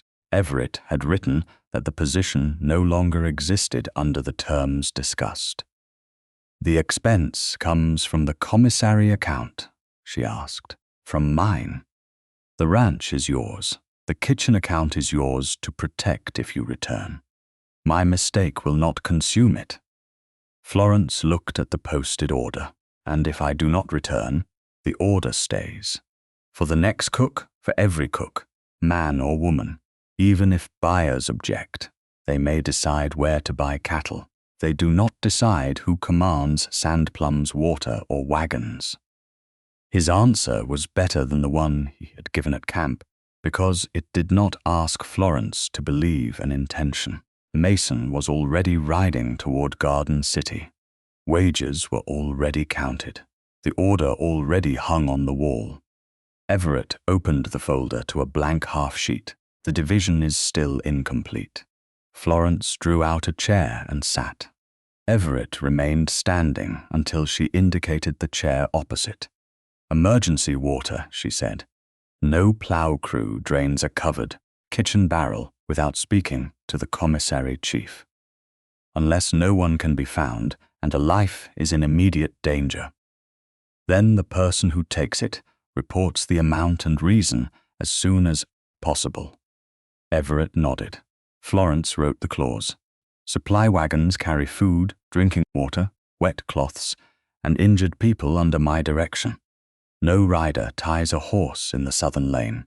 No cattle are held between the wagons and open ground. Zeke controls where the break is cut. Everett said, how deep the plow runs who works the line and whether grass is fired. Yes, I control cattle routes and what Sand Plum property is sacrificed. Florence raised her eyes. If hay, fencing, or a wagon must be lost to protect people, you choose the loss and own it afterward. Agreed. You do not say the cook ordered you to burn your hay. No, you do not say the foreman forced you. No, Everett drew the paper toward him and signed beneath her writing. Zeke should sign his part. He should. Florence added a space for the foreman's name. Everett laid the pen down. He did not ask whether the new clause had persuaded her to stay. That restraint reached farther than a plea would have. Why did you write the first correction before hearing the packet? Florence asked. Everett's injured hand rested open beside the papers, because the record was not the source of your authority. Then why did you take it? I thought one man's name would quiet the buyers without changing the work. It would have changed every decision that mattered. Yes, you knew enough to know better. His face tightened. Yes, no defense, no request that fear excuse him. Florence watched the linen across his palm, the hand she had held before knowing what he had done. She placed her own hand on the table, palm upward. Everett's breathing altered, but he did not move until she met his eyes. Then he set his hand into hers. The contact was deliberate. His skin was warm, the healing abrasion rough where it crossed the base of her fingers. Florence closed her hand around his without drawing him nearer. Everett answered, with gentle pressure and no claim beyond what she had offered. The touch did not erase the telegram. It acknowledged that he had begun repairing the harm without demanding her return as payment. Florence released him first. The papers were slightly out of line when she reached for them again. She straightened their edges. Mr. Tolliver may offer me the hotel kitchen. Pain crossed Everett's face before discipline contained it. You should hear his terms. You mean that? Yes. Even if Sandplum misses its direct delivery, your life is not the rancher's collateral. Florence looked toward the open doorway. He had finally understood the distinction. Whether he could preserve it under a greater threat remained untested. Zeke arrived the following morning on a hard-ridden horse. Dust coated his hat and beard. He entered the kitchen carrying the revised sheet Everett had brought back to camp the night before, now signed beneath Florence's and Everett's names. Virgil closed his north well to Sandplum, he said. Florence set down the pantry count. The private well near the shared trail? Yes. We usually pay him by the barrel during roundup. He refuses the sale. Nora came from the wash bench. Can he do that? It sits on his land, Everett said. The trail is shared. The water is not. Zeke spread a rough camp count on the table. The west spring is dropping. We have 2 full barrels and 1 below half. 1 wagon tank at camp, 1 here. How long at present use? Florence asked. 2 days if the cattle drink elsewhere, less if the fire reserve is touched. Plows, 2 at camp. 3rd one here. Wet sacks, not enough. Everett looked toward the western window. High clouds had gathered before breakfast, dark underneath but offering no rain. Warm southwest wind moved the grass in pale waves. Virgil knows the water count, he said. If roundup slows, Sandplum may miss the direct shipment. Then he argues our cattle should join another lot. He is not merely refusing water, Florence said. He is selling delay. Zeke nodded, and the country west is ready to burn. Florence went to her room. The single brass key turned in the lock. She opened the valise and found the hotel's sable packet beneath the 3 letters tied with faded blue thread. Undisturbed where she had left it. Truth had its place. Today required provisions, water, and a road kept open. Florence lifted the scorched red check apron, closed the valise, and locked it again. Everett, Zeke, and Nora waited in the yard. Florence tied the apron around her waist. The burned corner settled against her skirt. I will return for 7 days under the corrected order, she said. At the end of 7 days, I decide again. Everett did not smile or step closer. Agreed. Nora's apprentice wages continue. Agreed, Nora said before he could. Everett inclined his head. Agreed. Florence turned to Zeke. Hitch the headquarters water tank and supply wagon. Load the 3rd plow, every wet sack, 2 spare barrels, cold provisions, and the medical chest. No one takes a kitchen barrel before we reach camp. I will have it ready. Everett stood beside his horse, waiting. What do you need? Not where should he put her, not whether she was certain, the right question. Florence looked toward the western sky. Fresh teams, a rider ahead with the water order, and when Zeke tells you what the fire line can hold while I tell you what the camp cannot. Believe both of us before you see flame. The first smoke report reached camp before breakfast plates had been cleared on May 19th. A rider came over the western rise at a hard gallop, his horse dark along the neck. Fire beyond the low ridge, he called. Small yet. Lightning strike, I think. Wind is carrying it east. Florence stepped onto the chuck wagon brace and searched the horizon. No flame showed from camp, only a brown thread lying low beneath the southwest wind. The headquarters tank stood full beside the covered barrels. Wet sacks hung over the wagon rail. The third plow waited behind the supply wagon, brought west under the corrected order Zeke had signed. 13 Sand Plum ranchmen remained, Everett among them. 13 could work. 13 could also disappear quickly if every man chased the first danger he saw. No one rides west without an assignment, Florence said. 2 hands who had reached for bridles stopped. Nora closed the food box. Cold provisions, beef, biscuits, dried apples. Pack enough for Sand Plum and 6 visitors. 6 men arrive when there is smoke. Zeke questioned the rider while Florence checked the southern wagon lane. How far? He asked. 3 miles, maybe 4. Width? Half a mile when I turned. Broken front. Zeke crouched beside the plowed strip and rubbed dry soil between his fingers. Florence bent one grass stalk near the road. It snapped rather than folded. 1 barrel was marked for cooking and drinking. A second held emergency water.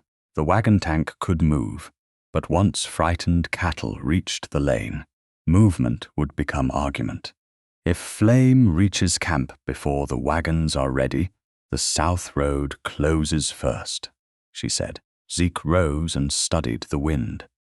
Ground will carry a backing flame. We can widen the west line and burn against the wind. Can you hold it? Everett asked. If the wind stays southwest, if both plows cut clean, if every man stays on black ground, if it shifts north, we kill our fire and move. Florence pointed toward the near hay ground beyond the existing break. The refuge must be wide enough for both wagons, teams, water, and injured men, not only riders. Zeke followed the line of her hand. 20 yards to begin. More if the edge runs clean. The strip would take part of Sand Plum's nearest winter hay. Everett knew it. Florence saw the figure enter his face before he spoke. How much feed? Enough to hurt, Zeke said. Hooves sounded from the south before Everett answered. Virgil Nance rode into camp with 3 men and Corwin, the buyer who had remained near Sand Plum after the inspection. Phelps was still at the buyer's temporary camp 3 miles south. Corwin had said he would join them later if conditions changed. Virgil looked from the plows to Florence's apron. I hear the cook intends to burn what little hay Hale has left. Florence turned to Nora. Medical chest at the tailgate. Coffee tins beside it. Lamp oil stays separate. Nora moved without looking toward Virgil. 2 men on measured water, Florence continued. 1 cup at a time once the line starts. No one drains a barrel to make a point. Virgil dismounted. This is buyer business, Hale. Everett faced him. It is Sand Plum land, and Sand Plum cattle are expected at the rail pens on time. Burn your hay now, and winter will finish what roundup began. Corwin opened his notebook. What is the fire position? Zeke answered. Small western front moving east. Wind steady southwest. Soil dry. I can widen the plowed edge and backburn 1 strip if I control ignition and both flanks. Corwin looked at Florence and the camp. The current black ground is too narrow for wagons and horses. The south lane remains the only clean road out. We need water, provisions, and space behind the line before the main fire arrives. Virgil laughed. There you have it. A woman judging the ranch, a foreman judging the fire, and Hale standing between them, waiting for permission. Everett did not raise his voice. Miss Baird judges what camp needs. Zeke judges what flame will do. I decide what Sand Plum can afford to lose, then decide not to be a fool. The western rider pointed toward the horizon. The smoke thread had thickened into a low brown sheet. Small birds flew east, close to the grass. Florence counted the distance from chuckwagon to ploughed edge and saw how quickly the road would vanish beneath moving cattle. "If we wait until we see flame," she said, "we will be moving wagons after every horse can smell it." Zeke came back from testing the line. "Wind is holding. We can make the strip." One ignition edge. 2 riders watching north and south for a shift. Wet sacks on both ends. Everett looked toward the hay. Winter feed, paid labor, fence repairs not yet made. The direct cattle price Virgil had threatened to take. Everything had a number. "How much black ground do you require?" he asked Florence. "Enough to turn both wagons without crossing your fire crew. Enough to lay an injured man down where hooves will not reach him.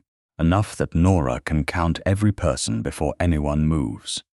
And if we burn it, the camp has a place to survive." Virgil leaned nearer. "She remembers one hotel fire and now means to purchase her peace with your hay." Everett's gaze moved from Florence to Zeke, then west to the smoke. She judged the camp. Zeke judged the fire. I judge the price. He looked toward the plow team. "We burn."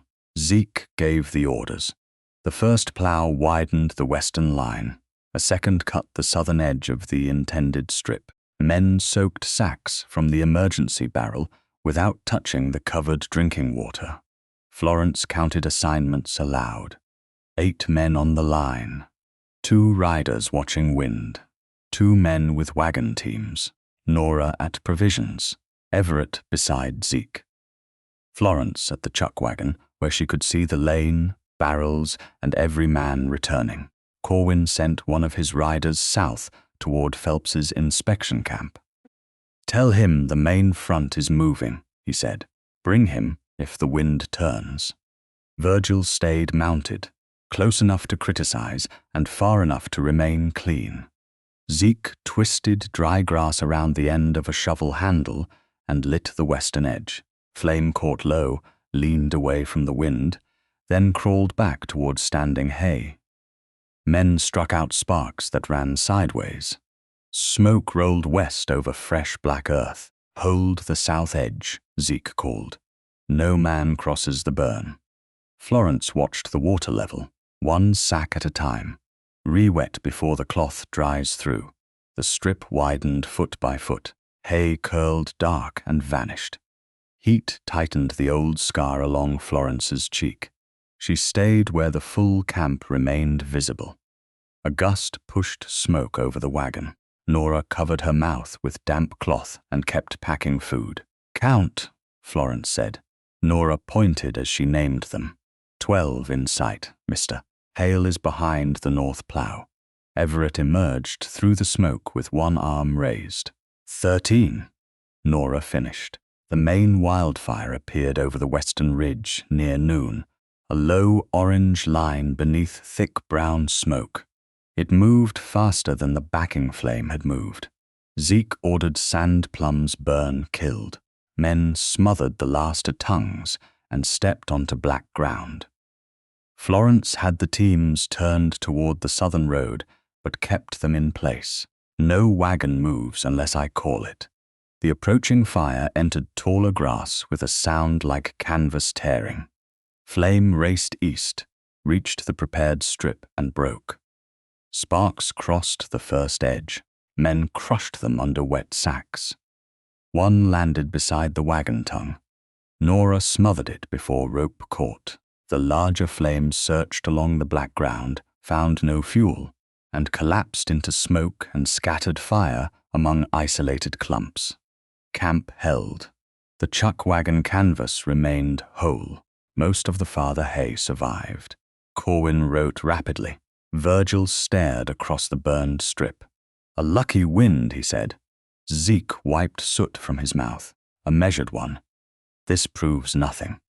Florence checked the emergency barrel. "It proves the camp has refuge." Virgil turned his horse toward the northern draw. "My outfit does not need lessons from Sand Plum's kitchen." Zeke studied the tall grass beyond him. Move your men south before the wind rises again. My men know cattle country. Fire knows grass, Florence said. Virgil's eyes narrowed. When Hale tires of paying for your judgment, send word. Everett stood on the black strip, soot marking his face. Her judgment spent nothing. I chose the loss. Virgil rode north with his men. Corwin remained long enough to question Zeke about the line, then turned toward the southern camp to meet Phelps's rider if needed. Sandplum's men checked every edge before Florence released food. No one called the loss small. She preferred the truth. Everett walked the burned strip with Zeke, measuring what remained. When he returned, the old rope abrasion across his right palm had faded to a pale line. Less hay lost than I feared, he said. More than you wanted. Yes. Would you make the choice again? Everett looked at the wagons, the intact barrels, and the men eating on bare ground. Sooner. Florence stepped toward him. You did not choose between my judgment and Zeke's. There was no honest reason to. You did not let Virgil call shared authority weakness. He mistakes control for strength. The answer asked for nothing.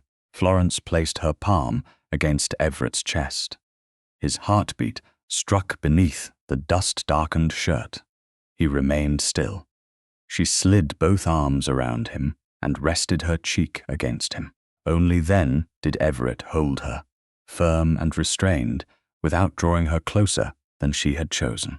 Soot from his shirt marked the scorched apron. Florence leaned back, touched the pale line in his palm, then raised her hand to his cheek.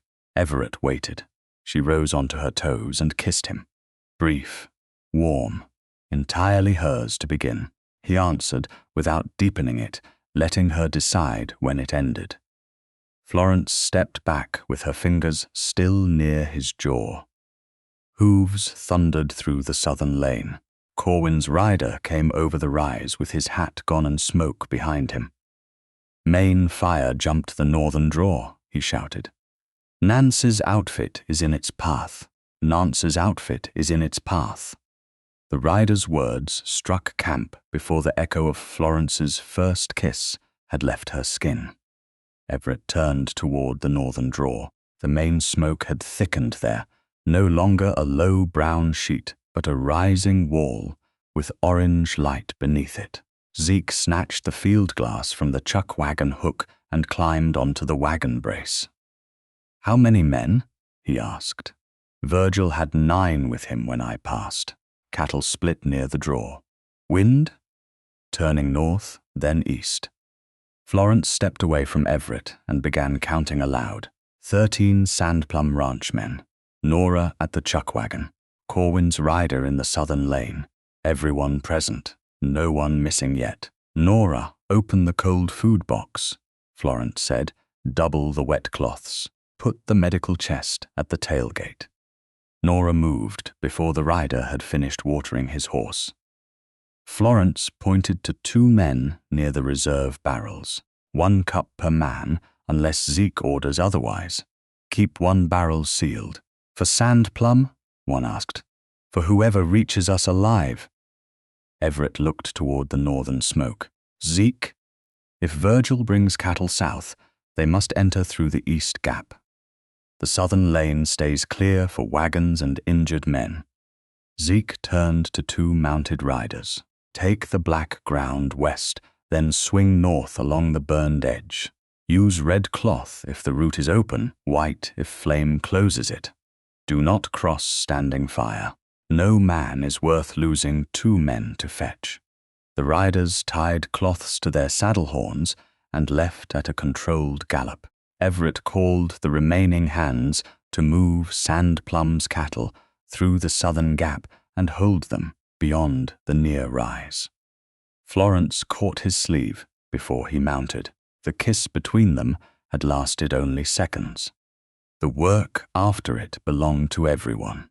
If Virgil drives cattle into the wagon lane, I will turn him out. Do it, even if Phelps is watching. Especially then. Everett mounted and rode toward the herd. Florence climbed into the chuck wagon bed.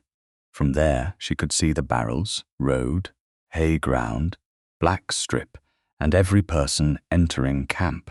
She set a chalkboard against the rear box and wrote 13 beneath Sand Plum. Then she left a blank line below it. Smoke dimmed the afternoon until the sun became a red coin. The first cattle appeared from the north in a broken rush. Virgil rode behind the lead animals with 3 men, pushing the best steers towards Sand Plum's refuge. No riders followed the thinner cattle trailing near the draw. Zeke stepped into the road and raised both arms. East Gap. Virgil kept coming toward the wagon lane. Move that chuck wagon. The lane stays open, Florence called. Take your cattle east. My men need water. So do the men you left behind. Virgil hauled his horse around beneath the wagon rail. They were holding the rear bunch. How many? 6.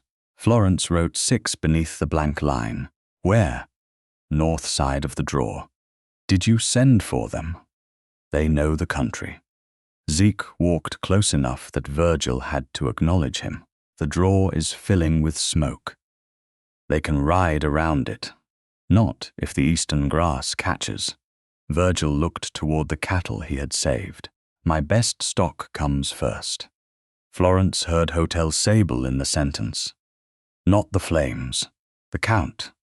The moment someone decided which lives belonged after property. She pointed toward the East Gap. Move your cattle now, or they stay outside the waterline. Virgil's face darkened. You have no authority over my stock. I have authority over these wagons, this water, and every road into camp. Corwin stood near the plow, with his notebook closed against the ash. Move them, Nance. You are blocking the only clear lane. Virgil obeyed the buyer. Not Florence, but the cattle moved. That was enough. The 2 Sand Plum signal riders appeared on the western black ground. One lifted a red cloth. The other pointed north, then swept his arm east. Zeke read the sign. Route open along the burn. 6 riders moving south. Florence changed the chalkboard from 6 missing to 6 returning. She did not erase the word until she saw them. The main front roared nearer. Sparks crossed above camp in long red arcs. Men beat out small fires in the bare cooking ring. Nora tied wet cloths over the mouths of 2 exhausted Virgil riders as they reached the chuck wagon. Then 2 more came through, coughing, one leading another man's horse. The last pair arrived behind Zeke's riders with flame showing above the draw. Count, Florence said. Nora touched each shoulder as she named them. 1, 2, 3, 4, 5, 6. Florence drew a hard line through missing. All 6 alive. Virgil approached only after the last man reached black ground. Where are the cattle? He demanded. One rider bent over with both hands on his knees. North bunch scattered. You should have held them. The man straightened slowly. You took the best steers and rode. Virgil's mouth flattened. I told you to follow. You told us to turn the rear herd. Another rider wiped ash from his eyes. Then you left. Florence handed him water before he could argue further. Drink. Speak later. She gave the 6 men cold beef, biscuits, and measured coffee. Sand Plum hands ate from the same box. No one received a larger portion because his brand paid for it. The fire reached the farther grass before sunset. Heat pushed ahead of the flame and tightened Florence's scar. The chuck wagon canvas snapped in the wind. She kept one hand on the count board and the other on the wagon rail. Everett rode back from the southern herd, his horse lathered. Sand Plum cattle are beyond the rise. East fence may not hold if they turn. Then choose the cattle route, Florence said. The wagons stay. Everett scanned the northern edge. Zeke, main front will strike the old strip at an angle. If the wind holds, black ground stops most of it. If it hooks south, we move wagons through the lane. He pointed to the nearest plow crew. No more ignition, wet sacks only. Everett looked toward the hay already sacrificed. Hold people before property. That was the order, Zeke said. A spark landed beneath the chuck wagon. Nora stamped it out. Another struck the rear wheel hub where old grease had collected. Flame climbed the spokes before Florence could reach it. The team lunged. Everett caught the near bridle and hauled the horses' heads toward the open lane. His left sleeve brushed the burning wheel. Fire flashed along the cloth. He struck it against his body, but the fabric had already burned through to his forearm. "Water!" Nora shouted. "Not the sealed barrel," Florence said. She threw a wet sack over Everett's arm, then pointed to the wagon bed. Medical chest, cold food, coffee. 1 water keg. Leave the flour. Nora stared at the iron pots hanging from the rear hooks. The kettles. Leave them. We need them. We need people more. Smoke folded over the wagon. Florence climbed inside while Nora passed down the medical chest. A heavy skillet slid when the wagon tilted. Florence shoved it aside and lifted the water keg. Heat pressed against her back. Everett held the team with one hand while his burned sleeve smoked. Zeke and 2 men beat the wheel with wet sacks until the flame died along the hub, but the rear spokes had blackened and one had split. The wagon might roll. It might not hold under speed. Florence handed down the keg. Food box next. The flour, Nora began again. Abandon it. They saved what living people could consume without another stove. Medical supplies, drinking water, cold beef, biscuits, coffee, wet cloths. The rest remained wood, iron, and grain. Property, replaceable. The main fire struck the western edge with a sound deeper than thunder. Flame climbed, bent, and rushed toward the black strip. Florence and Zeke had insisted on widening. Men fell back onto burned ground. Sparks crossed the first yards, but found only scattered clumps. One ignited near the medical chest. Nora smothered it beneath a soaked blanket. The larger front split along the strip. Half ran north where grass remained. The southern edge collapsed against ash and bare earth. Smoke swallowed the camp, then thinned enough for Florence to see the wagons still standing and every human shape upright or kneeling. "Count," she called, but the word tore into a cough. Nora counted Sand Plum first. 13. Then Virgil's 6, Corwin, his rider. Virgil and 3 men. Zeke repeated the count from the opposite end. No one missing. Florence stepped down from the wagon brace and found the ground moving beneath her. Her eyes burned.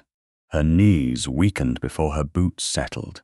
Everett approached with the wet sack still wrapped around his left forearm. The right palm injury had nearly healed. This burn was new, red, where the sleeve had opened. He stopped within reach, but did not take hold. "May I help you down? I am already down." Another cough bent her forward. Everett waited. "May I steady you?" Florence nodded. He placed his uninjured hand beneath her elbow, supporting without lifting. She leaned only as much as needed. The touch carried no claim from the kiss, no assumption that affection had changed her authority. When her balance returned, she stepped free. Everett released her at once. "Your arm," she said. "After the count. The count is done. Then sit." Nora opened the medical chest. Florence cleaned the burn, while Zeke ordered a rider to headquarters for the doctor at first light. Everett's forearm was painful but usable. Florence's voice had roughened to a whisper, and every deep breath brought another cough. By midnight, open flame had passed east of the main strip. Men kept watch over smoking fence posts and grass clumps. Virgil's abandoned riders remained near Sand Plum's fire, eating the last cold biscuits.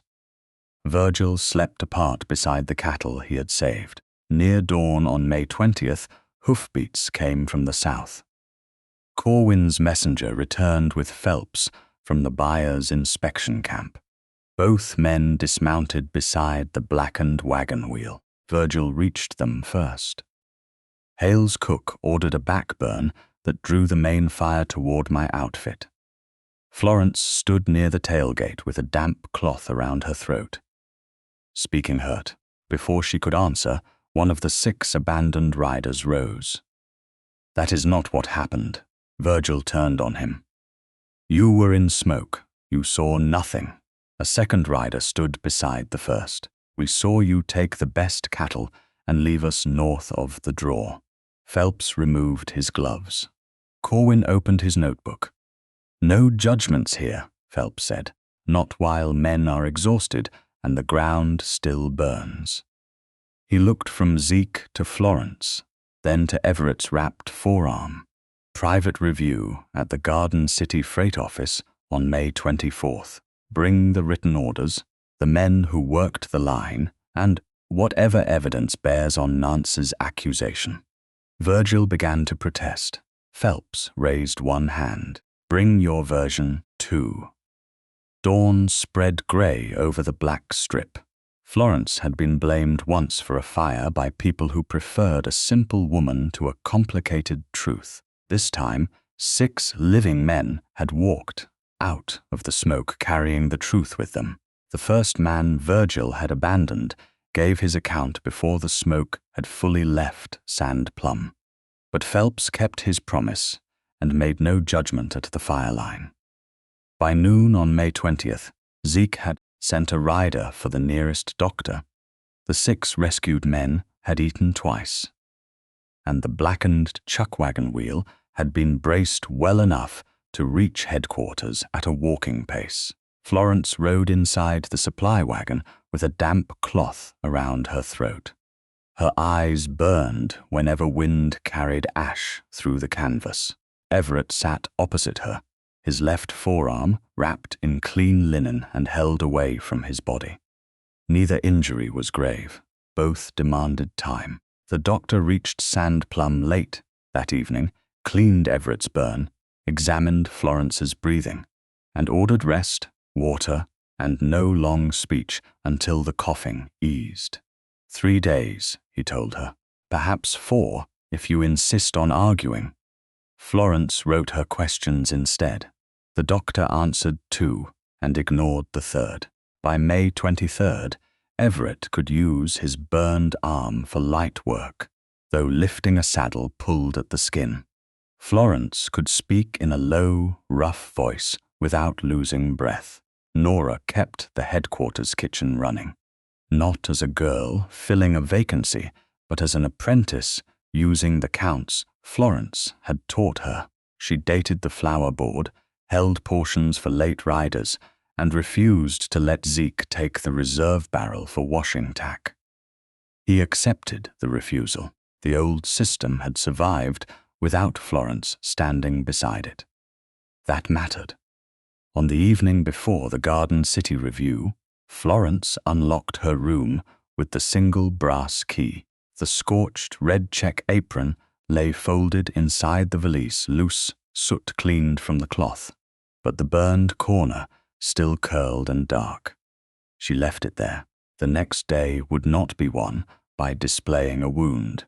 Beneath the apron rested the original agreement, the May 11th extension, 3 letters tied with faded blue thread, and the hotel sable packet in its oilskin fold. Florence transferred only the packet into the leather portfolio.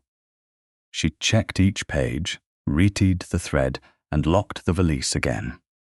"Who travels?" she asked Everett in the office. "You, me, Zeke, Dillard, Peter Cole, Mason, and 3 of Nance's men. Not all 6. 3 remained with the scattered cattle. The others agreed the 3 chosen can speak to what happened. Hester, already in Garden City. She sent word through Mr. Grafton that she will appear." Florence rested the portfolio on her lap. "Before we leave, everyone must understand one thing.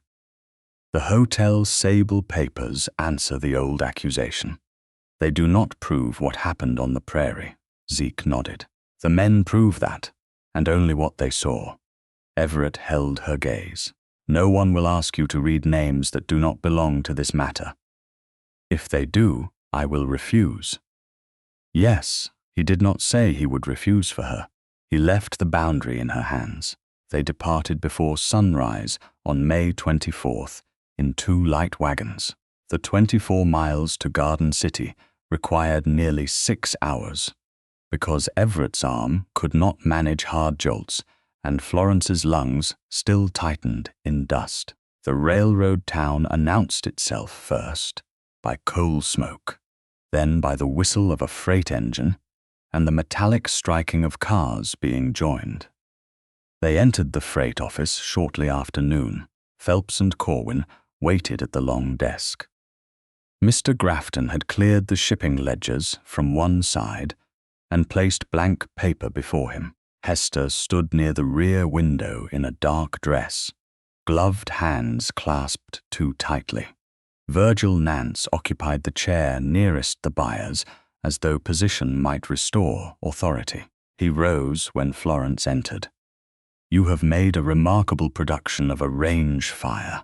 Florence placed the leather portfolio on the desk without opening it. 6 men nearly died. That requires less production than explanation. One of those men moved to stand beside Zeke. Virgil recognized the choice and sat again. Phelps removed his spectacles, polished them, and spoke before anyone could claim the room. "This is a private commercial review. We are deciding whose cattle, statements, and delivery arrangements we can trust. We are not a court." Corwin opened his notebook. "Mr. Grafton will record who speaks, what documents are shown, and what dates or visible marks appear on them. He will not declare a paper legally proved." Mr. Grafton dipped his pen. "Understood." Phelps turned to Florence. "You may begin with the hotel sable matter, but only so far as it bears on Mr. Nance's use of the accusation." Florence untied the faded blue thread. She did not hand the whole packet across the table. She laid out the manager's signed statement and the deputy's memorandum, keeping the night log beneath her palm. The manager's statement records that the kitchen yard latch had been reported faulty twice before the fire, she said. "The deputy's memorandum states that no witness accused me of locking the door or delaying evacuation." Mr. Grafton leaned close enough to see without touching. "The names, signatures, witness marks, and written dates are visible," he said. "I make no judgment beyond that." Virgil lifted one shoulder. Old papers gathered by the woman accused. Hester stepped away from the window. "You read the manager's statement in my parlor before Miss Baird reached Garden City." Virgil's expression hardened. "You allowed me to read a letter sent for my consideration." "I did." Hester swallowed. "You read the passage about the latch. You said the newspaper story would matter more because buyers remembered scandal and corrections bored them." Corwin's pen stopped. "Did you know the statement contained no accusation that Miss Baird locked the door?" "I knew the manager protected his hotel." "That was not the question," Phelps said. Virgil spread his hands. "I knew what the paper said." Florence refolded the memorandum. The old lie had now been answered. She did not continue reading merely because the room had grown attentive. The prairie fire must be considered separately. Zeke took her place at the desk. He described wind direction, plow depth, the western line, the backing burn, and the moment the main front reached prepared black ground. "I chose where the strip was cut," he said. "I ordered ignition." Miss Baird did neither. Everett followed. His bandaged forearm rested on the chair arm. "I chose to sacrifice sand plum hay. I accepted the financial loss. The corrected division of authority was written before the fire. and before Miss Baird agreed to return. Dillard produced the copy he had carried to headquarters on May 16th. Mr. Grafton noted the date and visible signatures. Then the three abandoned riders spoke. The first described Virgil driving the best cattle toward Sand Plum's refuge. The second described the order to hold the rear bunch north of the draw. The third spoke last. He was the man who had risen at dawn while Florence could barely speak. Mr. Nance did not circle back, he said. Sand Plum riders came along black ground. Miss Baird counted us before she erased our names from missing. She gave us water before asking who we rode for. Virgil pushed back his chair. Men frightened by smoke will say anything to excuse losing cattle. The rider met his eyes. I lost your cattle because you left me with them. No one raised a voice. The room no longer required one. Phelps conferred briefly with Corwin. Then he faced Virgil. We will not accept combined lots submitted under your control until the disputed wages of the 6 men are settled. Sand Plum retains direct delivery if its cattle meet the agreed count and date. You will no longer speak for Hale's lot or the 3 smaller lots without written authority from each owner. Virgil's face lost color. You cannot remove me from arrangements I built. We can choose whose cattle we buy, Corwin said, and whose accounts we trust. Mr. Grafton drew up a plain settlement. Virgil agreed to pay the 6 riders by June 1st, with the unpaid portion of his current commission held until receipts were shown. He signed because refusing would close the buyer's doors at once. It was not prison. It was consequence shaped like the business he had used against others. Before Florence repacked the papers, Mr. Grafton asked, May I prepare a copied excerpt of the 4 lines read here today? It would be marked as a copy shown on May 24th, not as the original.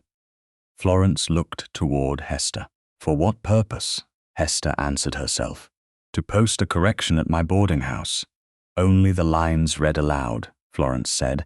No names of the dead, no private pages. Agreed, Mr. Grafton began the copy while Florence retied the original packet and returned it to the portfolio. Outside the freight office, coal smoke hung between the buildings. Everett paused beside the wagon. His left forearm remained wrapped. Florence still carried the portfolio under one arm. May I kiss you? He asked. The question held no claim from the fire, the hearing, or the work he had done. Florence set the portfolio safely on the wagon seat. Yes.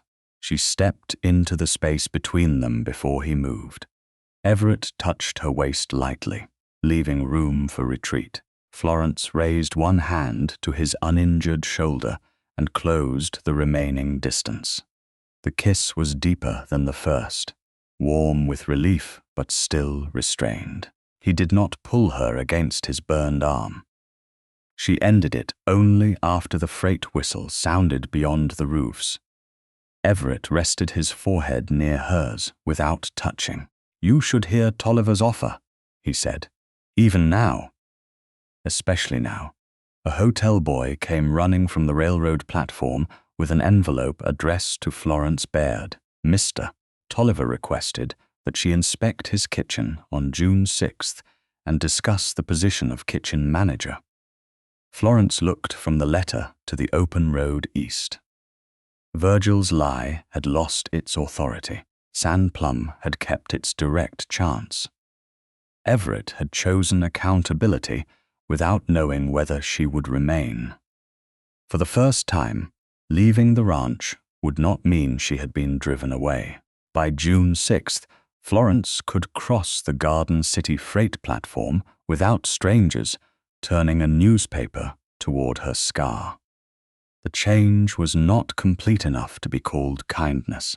Some people still stared. Others had simply found fresher news.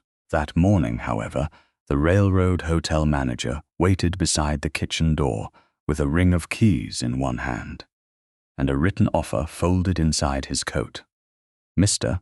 Tolliver was a square-built man with silver beginning at his temples and flower on one sleeve, despite the clean black coat he wore to receive guests. "Mrs. Mott says you will inspect before discussing wages," he said. "Miss Baird," Florence corrected. "And yes, then inspect." He unlocked the kitchen and moved aside. No speech about opportunity, no request that she be grateful. Florence entered with Nora behind her. The room held 2 iron ranges set far enough apart for separate crews, raised shelves that kept flour from the floor, a rear door opening onto a clear service yard, and 3 windows placed high enough to draw heat without inviting every passerby to lean inside. Copper pans hung by size. Coffee, sugar, salt, and dried fruit were stored in labeled tins. The water pump stood under a covered alcove 10 steps from the rear door. Florence tested it. The first pull brought clear water. "Who keeps the count?" she asked. Tolliver nodded toward a slate beside the pantry. "My senior kitchen woman. She leaves after the summer trains. Her husband has work in Colorado." The slate had dates, quantities, and marks, showing which stores had already been ordered. Florence ran one finger beneath the flour line without touching the chalk. "Who may change these figures?" "The kitchen manager, the senior cook, and me. If you change them, I sign beneath the change. Better than most. Not enough yet." Florence opened the rear door. The service yard had room for ash barrels, meal trays, and 2 delivery carts without blocking the exit. No crates leaned against the doorway. No coal sacks narrowed the path. She stood there longer than necessary, remembering another rear door, another latch, smoke pressing low along a floor. This one opened cleanly beneath her hand. Nora checked the washroom, then returned with her sleeves rolled. 3 sinks. 1 leaks at the pipe joint. Tolliver made a note. "Repairman can come Monday." Florence closed the door. "Saturday. He charges more on short notice. So does water damage." Tolliver studied her, then crossed out Monday. Saturday. The private room offered with the position stood on the 2nd floor at the rear of the hotel. 1 bed, 1 washstand, 1 window facing the tracks, a lock with a single key resting in the door. Florence turned it twice. "Who keeps another?" "No one unless you request one." "I do not." "Then you keep the only key." The room was smaller than hers, at Sand Plum, but the wallpaper had been cleaned recently, and the mattress did not sag. From the window she could see the freight platform, the telegraph office, and trains that could carry her east or west with money earned in her own name. No man would need to provide the road. The realization brought no relief. It brought weight. Mr. Tolliver returned them to the kitchen office and placed the offer on the desk. The weekly wage exceeded Sand Plum's by enough to matter. The hotel provided room, meals, coal, and laundry.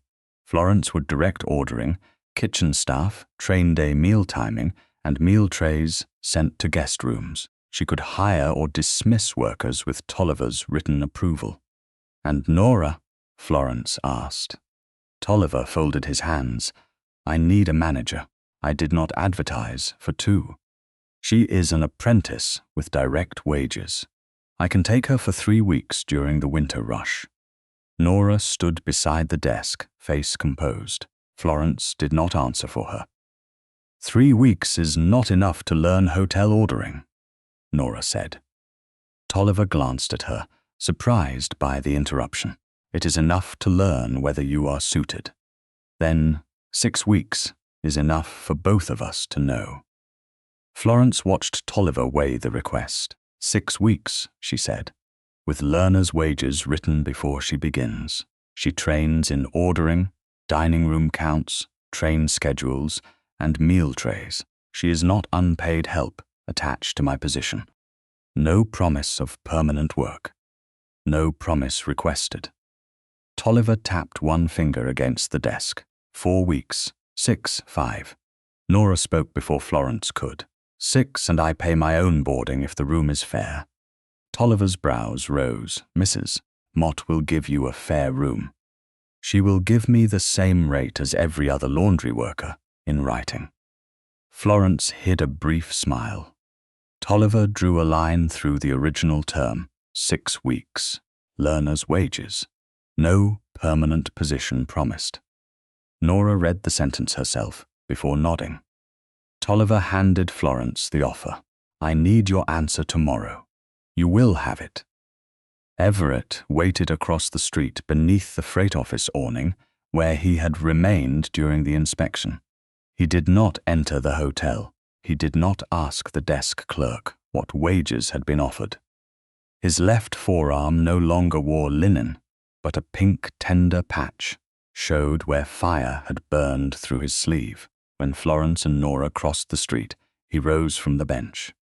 How was the kitchen? He asked. Sound. The work. Real. The wage. Florence held the folded paper at her side. Higher than Plum can pay. Everett received the answer without flinching away from it. Then you should consider it honestly. The light wagon waited near the hitch rail. Nora rode back toward headquarters with Mr. Grafton's supply driver, carrying her copied training terms. Florence chose the seat beside Everett for the 5-hour road southwest. He did not ask what decision she intended to make. The silence between them was not empty. It held 2 good futures, and neither required rescue. They reached Plum headquarters late in the afternoon. The cookhouse windows stood open to the warm air. A new wheel had been fitted to the chuck wagon, and the scorched red check apron hung from a peg beside Florence's private room. On the office desk lay a plain contract, shorter than Tolliver's offer, and written in Everett's hand with additions from Zeke and Nora. Florence read it standing. 1 year, beginning June 6, 1888, and ending June 6, 1889. Weekly wages. A private locked room. Transportation to Garden City. 30 days' notice from either side after the first month. Boarding money if Plum ended the contract before its term.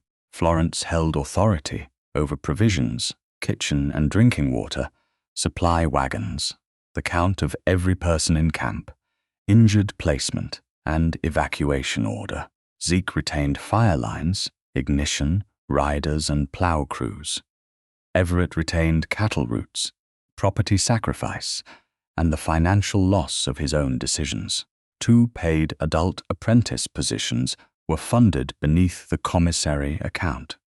Nora's wage appeared in her own handwriting. A blank line remained for the second apprentice. Plum cannot match Tolliver, Everett said. I know. The hotel has better ranges. 2. A railroad at the door, and a room with 1 key. He stood on the other side of the desk, leaving the contract between them. Then take it if that is the work you want. Florence looked toward the kitchen. At the hotel, she would inherit a system already functioning. Here, she had built one from spoiled flour, empty buckets, false counts, and men who believed washing plates diminished them. The hotel could give her a secure position. Plum could give the position a future beyond her own hands. Nora would train elsewhere and return with more skill. Another woman could earn wages without becoming someone's debt. The authority order would remain after Florence left, because it belonged to the work rather than to Everett's affection. The hotel offers a better wage, she said. Yes, it offers less resistance. Yes, Plum offers apprenticeships and authority broad enough to become a profession. Everett's gaze stayed on her face. That is what we tried to write, not what you tried. What we corrected. Yes. Florence picked up the pen. She signed her name beneath the 1-year term before Everett spoke another word. The decision belonged to her profession first. Everett signed after her. Zeke, already named as witness, added the date. Florence sanded the ink and closed the blotter. "I have chosen sand, Plum," she said. Everett's shoulders eased, but he did not cross the room. "For the work." "Good." Florence folded Tolliver's offer and placed it beside the new contract. "Now answer something else. What would have happened between us if I had chosen the hotel?" Everett's eyes lowered briefly to the signed papers. Proof that her employment no longer depended upon the answer. When he spoke, his voice was rougher than before. "Take the hotel if that is the life you want. I love you there, here, or somewhere I cannot follow." Florence had heard men call possession devotion and fear protection. Everett gave her the road, even while telling her what it cost him. "I made my professional choice before you said that," she told him. "I know, and I may still disagree with you. I expect it. I may leave when this contract ends." Pain moved across his face, honest and unhidden. "Yes." Florence stepped around the desk. "Then hear me with the same freedom." She placed both hands against his chest. "I love you too." Everett did not reach for her until she leaned into him. Then his arms closed around her, one careful of the tender burn. Florence rested her cheek beneath his chin, feeling the steady rise of his breath. She lifted her face and kissed him. No urgency born from smoke, no audience, no debt. The kiss deepened because she chose to remain, and because he had shown he would let her go. When they parted, Everett touched his forehead to hers. "May I court you?" "You may." "May I ask what courtship is allowed to mean?" "It means you come through the door when invited. You tell the truth before fear makes decisions for you, and you do not ask me to marry you before this contract ends. June 6th next year. You remember the date. I will remember it."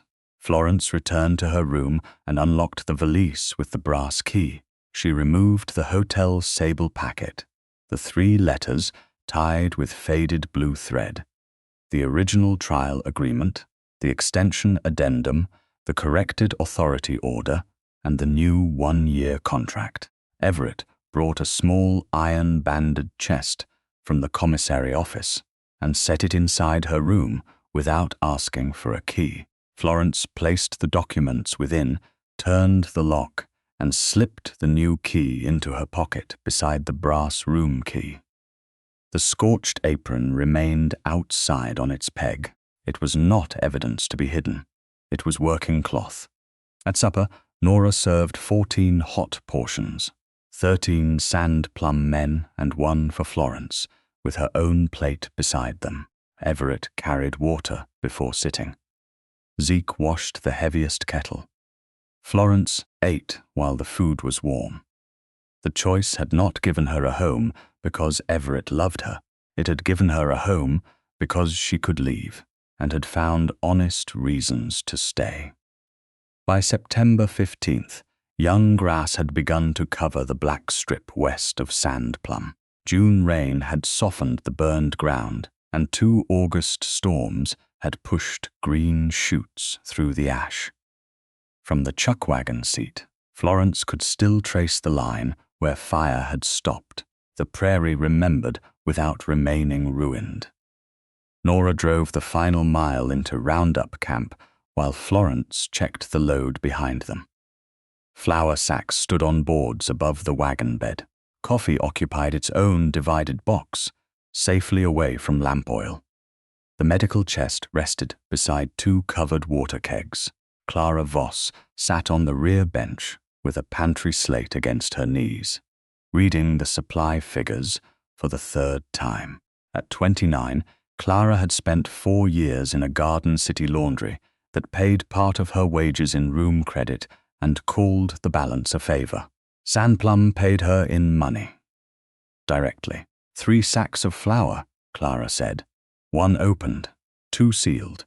Coffee enough for 9 days if the evening measure holds. And if it does not? Florence asked.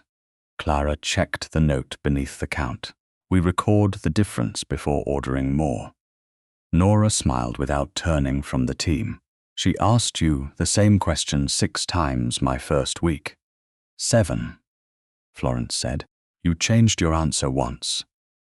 Nora had changed more than that. She now negotiated her own wages, corrected suppliers without apology, and carried a written agreement for 6 weeks of winter training under Mr. Tolliver, beginning in November.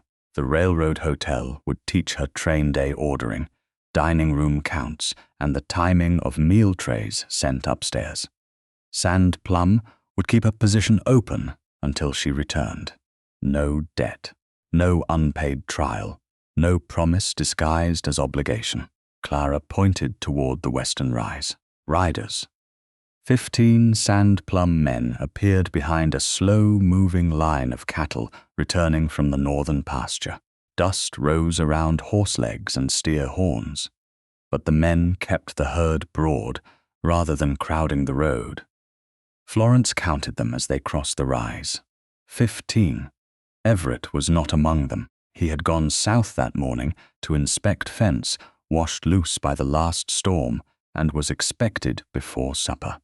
Florence, Nora, and Clara did not belong to the ranch hand count. 16 ranchmen worked Sand Plum now, Everett included. The number had returned to what it had been in May, but the labor around it no longer rested on the same people. As the chuck wagon entered camp, 2 riders moved the picket line away from the southern road without being told. Another man rolled the water barrels into shade and covered them after filling. Mason set boards beneath the flour before Clara reached the rear box. Do they always do that now? Clara asked. They do it when they remember, Florence said, and when they do not, the work list remembers for them. The scorched red check apron hung from the wagon rail. Its burned corner remained curled and dark. Loose soot from the spring fire had washed away. But Florence had never tried to make the cloth look untouched. At Sand Plum headquarters, the original hotel sable packet remained inside the locked commissary chest with the letters tied in faded blue thread. The first trial agreement, the May extension, the corrected authority order, and the 1-year contract ending June 6th, 1889. Florence carried both keys. The packet no longer traveled merely because Virgil Nance entered a room. Truth had answered the necessary question. It did not need constant display. Nora found a folded note beneath the clean linen Hester Mott had sent from Garden City. Florence opened it beside the chuck wagon. Hester wrote that the copied excerpt authorized by Florence still hung in the boarding house parlor beneath Hester's signed correction. Rooms were no longer priced according to scandal. Railroad clerks, sent by Mr. Tolliver, had replaced part of the business Virgil once controlled, and Hester had survived the loss of his referrals without pretending it cost nothing. A second paper came from Mr. Grafton. Virgil had completed most of the wage settlement owed to the 6 riders abandoned during the fire. The buyers had withheld the unpaid portion of his spring commission, and Virgil had sold 2 saddles belonging to his own outfit to cover nearly all that remained. Receipts had been filed. The buyers permitted him occasional work on small shipments, but no owner allowed him to combine cattle lots without written authority and payment terms stated in advance. He had not vanished. He had lost the power to make other people's dependence look like his generosity.